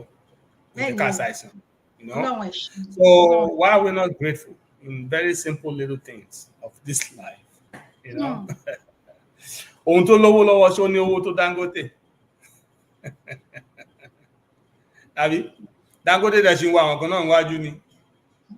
Ṣé mọ̀, ajúlọ òpin. But ẹ jẹ́ ká wo àwọn bàbá Akíntóyè, ẹ jẹ́ ká wo olóyè Sunday Igboho tó ń pariwo Yorùbá nation. Bàbá Akíntóyè kò lábroad lọ sí Nàìjíríà ni lórí ọ̀rọ̀ Yorùbá nation. Now báwo tiẹ̀ tí kúrò pa fẹ́ lọ sí Nàìjíríà fún Yorùbá nation, àwa táwa ń bì gbogbo àwa tá a kóra wa jọ láníṣẹ́ lọ́wọ́ ibi iṣẹ́ mo wà. Ẹ̀gbọ́n mo sọ lẹ́ẹ̀kan pàmì kan fún mi ní note kan náà, case manager mi ló fún mi ní note kan tó ní kí n tó gbé kí n kà. Now, as long as, iṣẹ́ ẹrú ni gbogbo wa ń ṣe labroad, àti wọ́n tó jẹ́ medical doctor, àti wọ́n tó jẹ́ pharmacist, àti wọ́n tó jẹ́ home attendant, àti wọ́n tó jẹ́ security guard tó kúrò ní orílẹ̀-èdè Nàìjíríà. But bá ṣe jẹ́ tálákà tó ṣe fẹ́ compare wa pẹ̀lú àwọn tó ń gbé Nàìjíríà ni. Tẹ́ni ẹ bá ní àròjinlẹ̀ ẹni tó sọ̀rọ̀ yìí, tó ní àwọn tó wà lábroad, àwọn tí ò lówó lọ́wọ́ náà ń pariwo Yorùbá nation. Tó bá ní àròjinlẹ̀ dáadáa, nítorí pé a ò lè jẹ́ kí ìyà jẹ àwọn ìyá wa ni nínú kòsíkòtò wa náà láti rántí ilé. Ẹ mọ iye owó tó ń jáde lábroad lọ sí Nàìjíríà sílẹ̀ Yorùbá. Àbí tẹ́ bá lárúgbó ńlé, tẹ́ bá ní arúgbó ńlé, ọrùn yín ló wà because kò sí healthcare ní Nàìjíríà. Ó ti dandan kẹ́ fowó oògùn ránṣẹ́, ó ti dandan kẹ́ sanwó doctor, ó ti dandan kẹ́ sanwó oúnjẹ. Tẹ́ bá ní àwọn tó ti àgbàlagbà ńlé tó ti retire lẹ́nu iṣẹ́. Nígbà táwọn governor ò san, àwọn local government chairman ò bá sanwó retirement tán, sanwó benefits tán san, tán ní pé ìgbà tí mo ń ṣe tèmi retire, èmi mo sọ wọn pé wọn gbọ́dọ̀ lọ tò lórí ìlà kankan. Because wọ́n ní kí wọ́n á tò, wọ́n ṣe check pé wọ́n ti kú. Nínú orí ìlà yẹn àwọn míì drop, wọ́n die, they drop and dead, drop dead. So gbogbo àwọn tó lábroad yìí, ẹni tọ́lọ́run bá ti wá ṣe tó ní ọmọ lábroad, àwọn ló kù tó ń gbọ́ bùkátà. Àbí nígbà tí security guard máa sọ nǹkan fún wọn tó ní àwọn tó tálíkà náà, ká ní pé ẹ jẹ́ ká rò pé iṣẹ́ ọdẹ ni mo ń ṣe. Torí ìgbà tẹ́mi kọ́kọ́ dé lùi, iṣẹ́ ọdẹ ni mo kọ́ bẹ̀rẹ̀, security guard tí mo kọ́ bẹ̀rẹ̀ ní time yẹn 1995. They were paying me $4 and something cents ni mo fi bẹ̀rẹ̀ iṣẹ́. Ẹ máa wo bàbá tó bí mi lọ́mọ.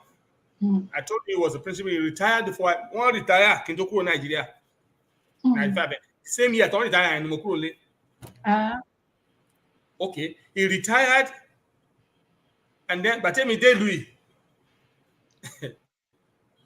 Mo ṣiṣẹ́, mo délé ní August 18th. mo bẹ̀rẹ̀ iṣẹ́ ní October. By December, mo pé èèyàn lọ́yà Aládìtàn wá sí US time yẹn. By December, no.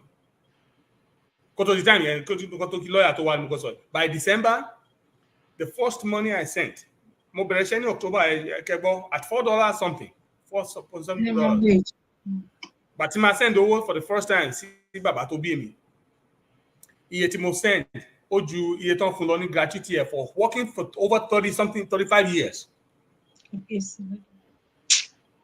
Mo send owó fún wọn lẹ́yìn ìgbà tí mo ń san owó lé tí mo ti ń jẹun.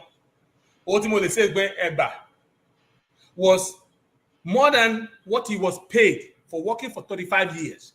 Jesus Christ. Ẹ máa gbọ́ ọ ẹ̀yin ará lé.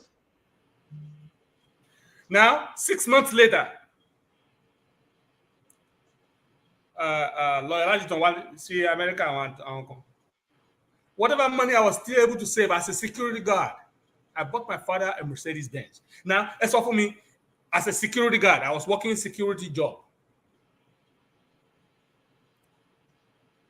So, tẹ́ bá ní pé àwọn tó wà ní abroad, nítorí wọn ò lówó lọ́wọ́ náà ló ṣe ń ká wọn lára. Ó wù àwa náà pé ká kó wa sọ́wọ́. But ọmọ Yorùbá, ọmọlúwàbí ni wá, ọmọ tí ìbá ṣọmọ àlè kò lè díjú sí àwọn èèyàn lẹ́kàn máa jìyà. Ó yẹ kí Western Union ṣe rí Arabi tó ti mú wa lẹ́rú náà ni. All of these companies that are sending money to, that are using this money, these are all interest paid to the countries here. We are all paying into their economy. Tí Western Union bá máa release the figure tó ń send to Africa every day, I want to assure you, but it's not going to be less than it has to go into the billions of dollars going into Africa. Meanwhile, an average Omotomba BCD could believe in because the system is already there to take care of you as an old man. That's the type of country we want our people. A country where our elderly is not a burden on our progress. Our family is not a burden on our own future, on our future plans. A country where everybody is okay. And when you're not, the country is able to take over and assist you because you're a citizen. And your life matters. So it is madness. Tí wọ́n bá rí èèyàn tó sọ pé àwọn tó wà lábẹ́ tó wọn lówó lọ́wọ́ náà ṣe ń pariwo. Ohun tó lówó lọ́wọ́ kí ni nǹkan tó rí ṣe ní sí ọ̀rọ̀ Nàìjíríà. Ṣé kò yẹ kó lo owó ẹ̀ kó tẹ̀ fi change situation àwọn èèyàn ni? Kí ló ń ṣe sáwásá abroad? Nígbà tó lówó lọ́wọ́, kí ló sáwásá abroad sí? Gbà tó dẹ̀ ti lówó lọ́wọ́ abroad, kí ni ò padà sílé fún? Don't let our people be fooled. It is because we are seeing the secrets of what's happening on how these people are dealing with Africans. Àwa ti rí. Òtítọ́ rẹ̀ ti ń fara hàn báyìí. Ọlọ́run ran irú àwa ìlọ́wọ́. Ó ti ran irú àwọn bàbá Akíntóyè lọ́wọ́. Ó ń jẹ́ kí ẹ rí àṣírí ní tá à ń sọ yìí. Pẹ̀lú tí Russia bẹ̀rẹ̀ pẹ̀lú wọn ní Wagner ní Niger yẹn. Now this is exposing you guys can see. Ẹni tí ó bá lè wá dánú rò ló yẹ kó mọ̀.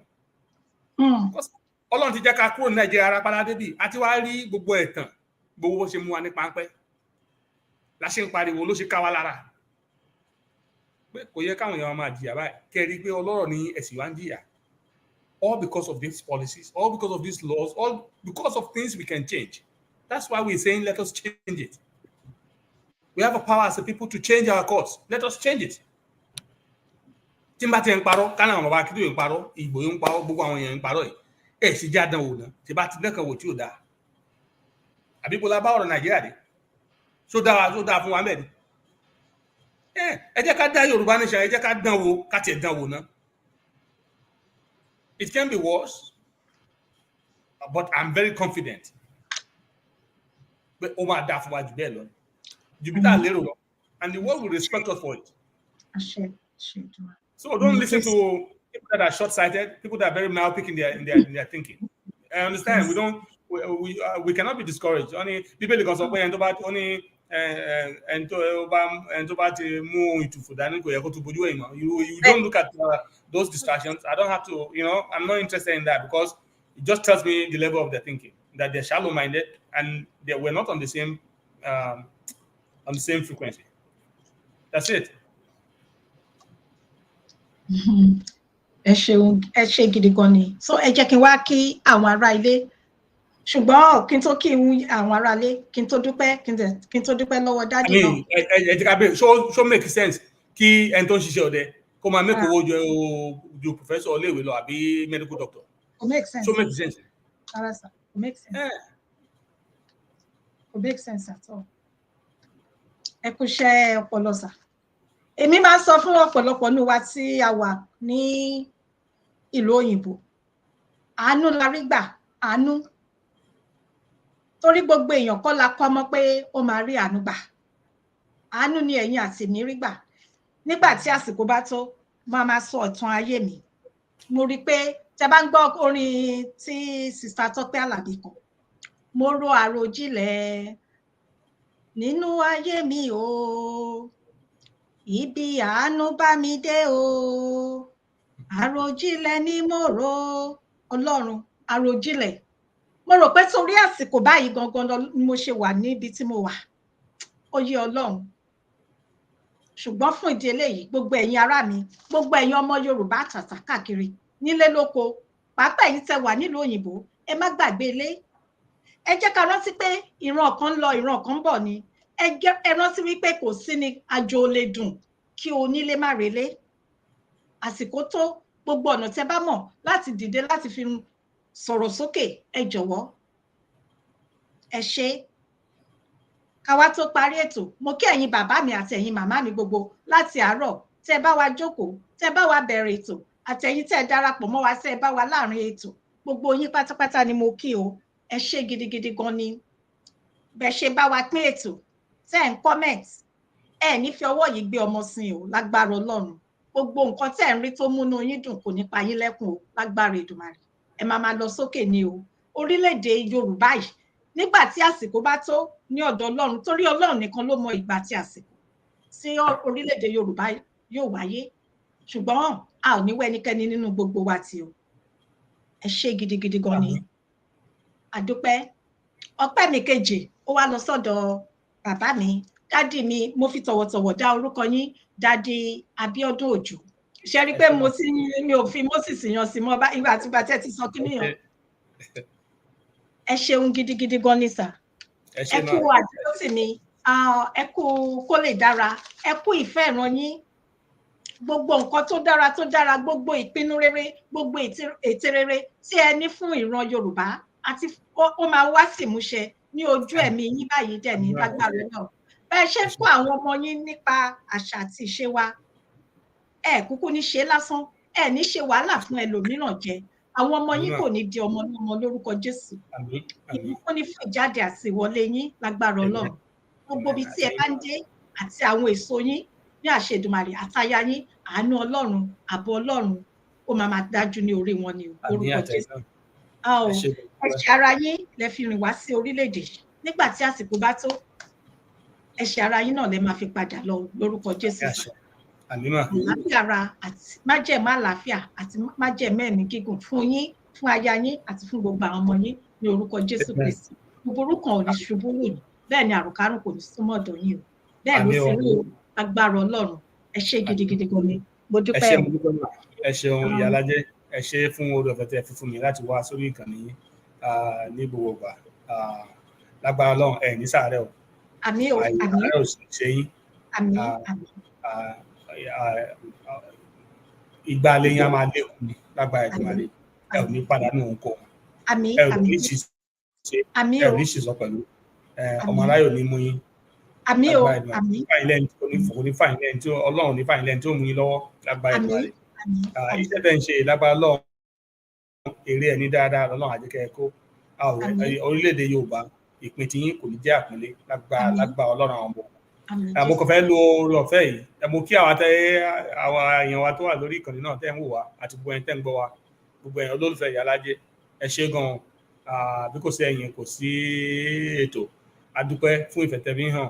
Gbogbo ibi tẹ́yin náà ti ń wo ojú Ọlọ́run fún lọ́lọ́run á yà yín lẹ́nu ní dáradára. Ìbáṣepọ̀ wa lágbára mi jùlọ á jẹ́ kó jẹ́ fún ti ògo rẹ̀ àti fún ògo orílẹ̀-èdè Yorùbá. mo kàn wá fẹ́ rán wa létí ní orí ìkànnì yìí pé ẹ jọ̀ọ́ ẹ má gbàgbé àti gbogbo ọmọ Yorùbá tó bá ń gbọ́ wa pàápàá jùlọ àwọn tó bá wà ní US àtàwọn tó bá ní ipá tàbí tó máa wà ní US ní gbogbo area. One flag. UN General Assembly ó máa ṣẹlẹ̀ a tún lọ bẹ́ẹ̀ lọ́dún yìí láti lọ pariwo kí UN mọ̀ pé orílẹ̀-èdè Yorùbá sẹ́ òun làwa ń lọ àwọn ò ṣe Nàìjíríà a ò fẹ́ ṣe Nàìjíríà rárá. So gbogbo ẹni tó bá lè darapọ̀ mọ́ wa wọn ní kárìnká pọ̀ iyẹ̀ ló máa ń yẹ ni. So gbogbo ẹ̀yin ọmọ káàárọ̀ oòjíire gbogbo àwọn Yorùbá ojúlówó Yorùbá tí ó dùn mọ́ nínú owó yìí ń tẹ̀sí lórí ọ̀fẹ́ tẹ wà ládùúgbò tàbí tẹ̀lé bá wa pé United Nations between the 19th and the 24th or 20 something láti 19th yẹn ẹ jẹ́ ká pàdé níwájú United Nations General Assembly headquarters ní New York láti fi kí gbogbo ayé kó mọ̀ pé ok àwa ọmọ Yorùbá o àwa ṣetán àwa ń lọlé ó pẹ́ wọ́n ní iṣu àtẹnumọ́ kò ní jóná gbàdá bá ti ń sọ tó bá dijọ́ kan Ọlọ́run á jẹ́ kó ṣeé ṣe ẹ ṣé o. Wow, ọ̀rọ̀ ni ẹ ti gbọ́ yìí o ẹ ṣé gidi gan ni a dúpẹ́ a kí ẹ̀yin aráalé o lẹ́ẹ̀kan sí báyìí a máa mú ètò wá sí òpin ẹ bá wa pàdé pẹ̀lú bàbá mi ẹni ọ̀wọ̀ ẹni yìí ẹni ẹ̀yẹ ní ọjọ́ àlàmísì bákan náà ní dédé aago 9 alẹ́ orílẹ̀-èdè Nàìjíríà àti ìgbà orílẹ̀-èdè Yorùbá àfi tá a bá ń tanra wa jẹ ló yàgò orílẹ̀-èdè Nàìjíríà so ẹ darapọ̀ mọ́ wa ó tún máa ṣe kí ni ó máa lẹ́tìkẹ́ so ẹ ṣé mo kí ìyá wa Queen Ọmọlára ẹ ṣé gidi gan ni God bless you ẹ ṣé so ní pẹ́ parí báyìí la ṣe máa mú ètò wá sí òpin dáàdì ṣé kò sí nǹkan tí ẹ fẹ́ sọ mọ́sà. No, mo rí comment kan ẹnìkan sọ pé Dr. Zabi wà lórí ìkànnì bóyá kẹ́ ṣe hello sáwọn náà. a ò rí ní mi ò rí ṣe ti rí báyìí ẹ ṣeun tí Queen Ọmọlára ẹ ṣé gan ni tẹ jẹ́ kí n mọ̀ ṣe rí mi ò rí orúkọ wọn ẹ jọ̀wọ́ Dr. Zabi ẹ jọ̀wọ́ ẹ wò ìkúnlẹ̀ mi rèé o ẹ jọ̀ọ́ ẹ má bínú mà mi ò rí orúkọ Ọlọ́run ṣé mọ̀ pé mo sọ fún yín wọ́n ti mi ò fẹ́ máa ṣe àtúnwí asán torí pé wọ́n ti tọwọ́ bọ page mi so ó máa ń ìgbà míì mi ò ní rí comment ìgbà míì comment kàn máa lọ so mi ò rí yín ni o mi ò fojú di yín ẹ jọ̀wọ́ torí Ọlọ́run mo appreciate yín ẹ ṣé tí ẹ darapọ̀ mọ́ wa lórí ètò mi ò wú àmáì láti fojú di yín rárá o ẹ jọ̀wọ́ ẹ foríjì mi so ẹ foríjì mi mi ò rí orúkọ yín ni o ẹ ṣé ẹ kú iṣẹ́ ìlú ẹ ní ṣe lásán o ẹ̀yin náà jèrè ilẹ̀ orílẹ̀-èdè Yorùbá àti ìrandíran yín nígbà tí àsìkò bá dé o lágbára Ọlọ́run àní fi ń ṣe àwátì Dr. Zabi ọpọlọ ẹ kú ìfẹ́ ìran yín ẹ ṣé gidi gan mo dúpẹ́ mo mọ̀re o Daddy Gabriel Ọdúnayọ̀ ẹ ṣé God bless you so fún ìdílé mo rí mọ́mì kan ní náà Fúnmilọ́lá mọ́mì Fúnmilọ́lá Bello ẹ káàbọ̀ sórí ètò ẹ ṣé so a máa parí ètò báyìí o tẹ bá ń gbọ́ ó dàbí ká má àìlọ àpẹ̀yìntà nígbà yẹn lọ́wọ́ tá a bá ń ṣe orin ìbílẹ̀ eré ìbílẹ̀ ní primary school so ẹ ṣé gidigidi gan ẹ ṣé gbogbo àdáwọ́lé gbogbo wa ó máa yọrí sí rere o báyìí ni a máa mú ètò wá sí òpin ó tún dìgbà mìíràn ó tún di ọjọ́ mìíràn ọjọ́ rẹ̀ dádì lẹ́ẹ̀kan sí ẹ bá mi kílé o ẹ bá mi kí gbogbo lé. wàá gbọ́ ẹ bá mi náà kí gbogbo everybody thank you so much ẹ̀yin tẹ́ darapọ̀ mọ́ wa ẹ ṣeun o a ò ní fara wa ṣàwátì lágbára Èdùmàrè. àmín àṣẹ Èdùmàrè. a ò ní ṣìṣọ a ò dẹ̀ ní ṣìṣe thank you so much. ẹ ṣé gan dádì mi ẹ bá mi kí handsome young man ni o ẹ ṣé gan sir God bless you sir. jẹ́ ká fi eléyìí ṣe àgbọ̀ ẹ ṣé. àgbẹ̀.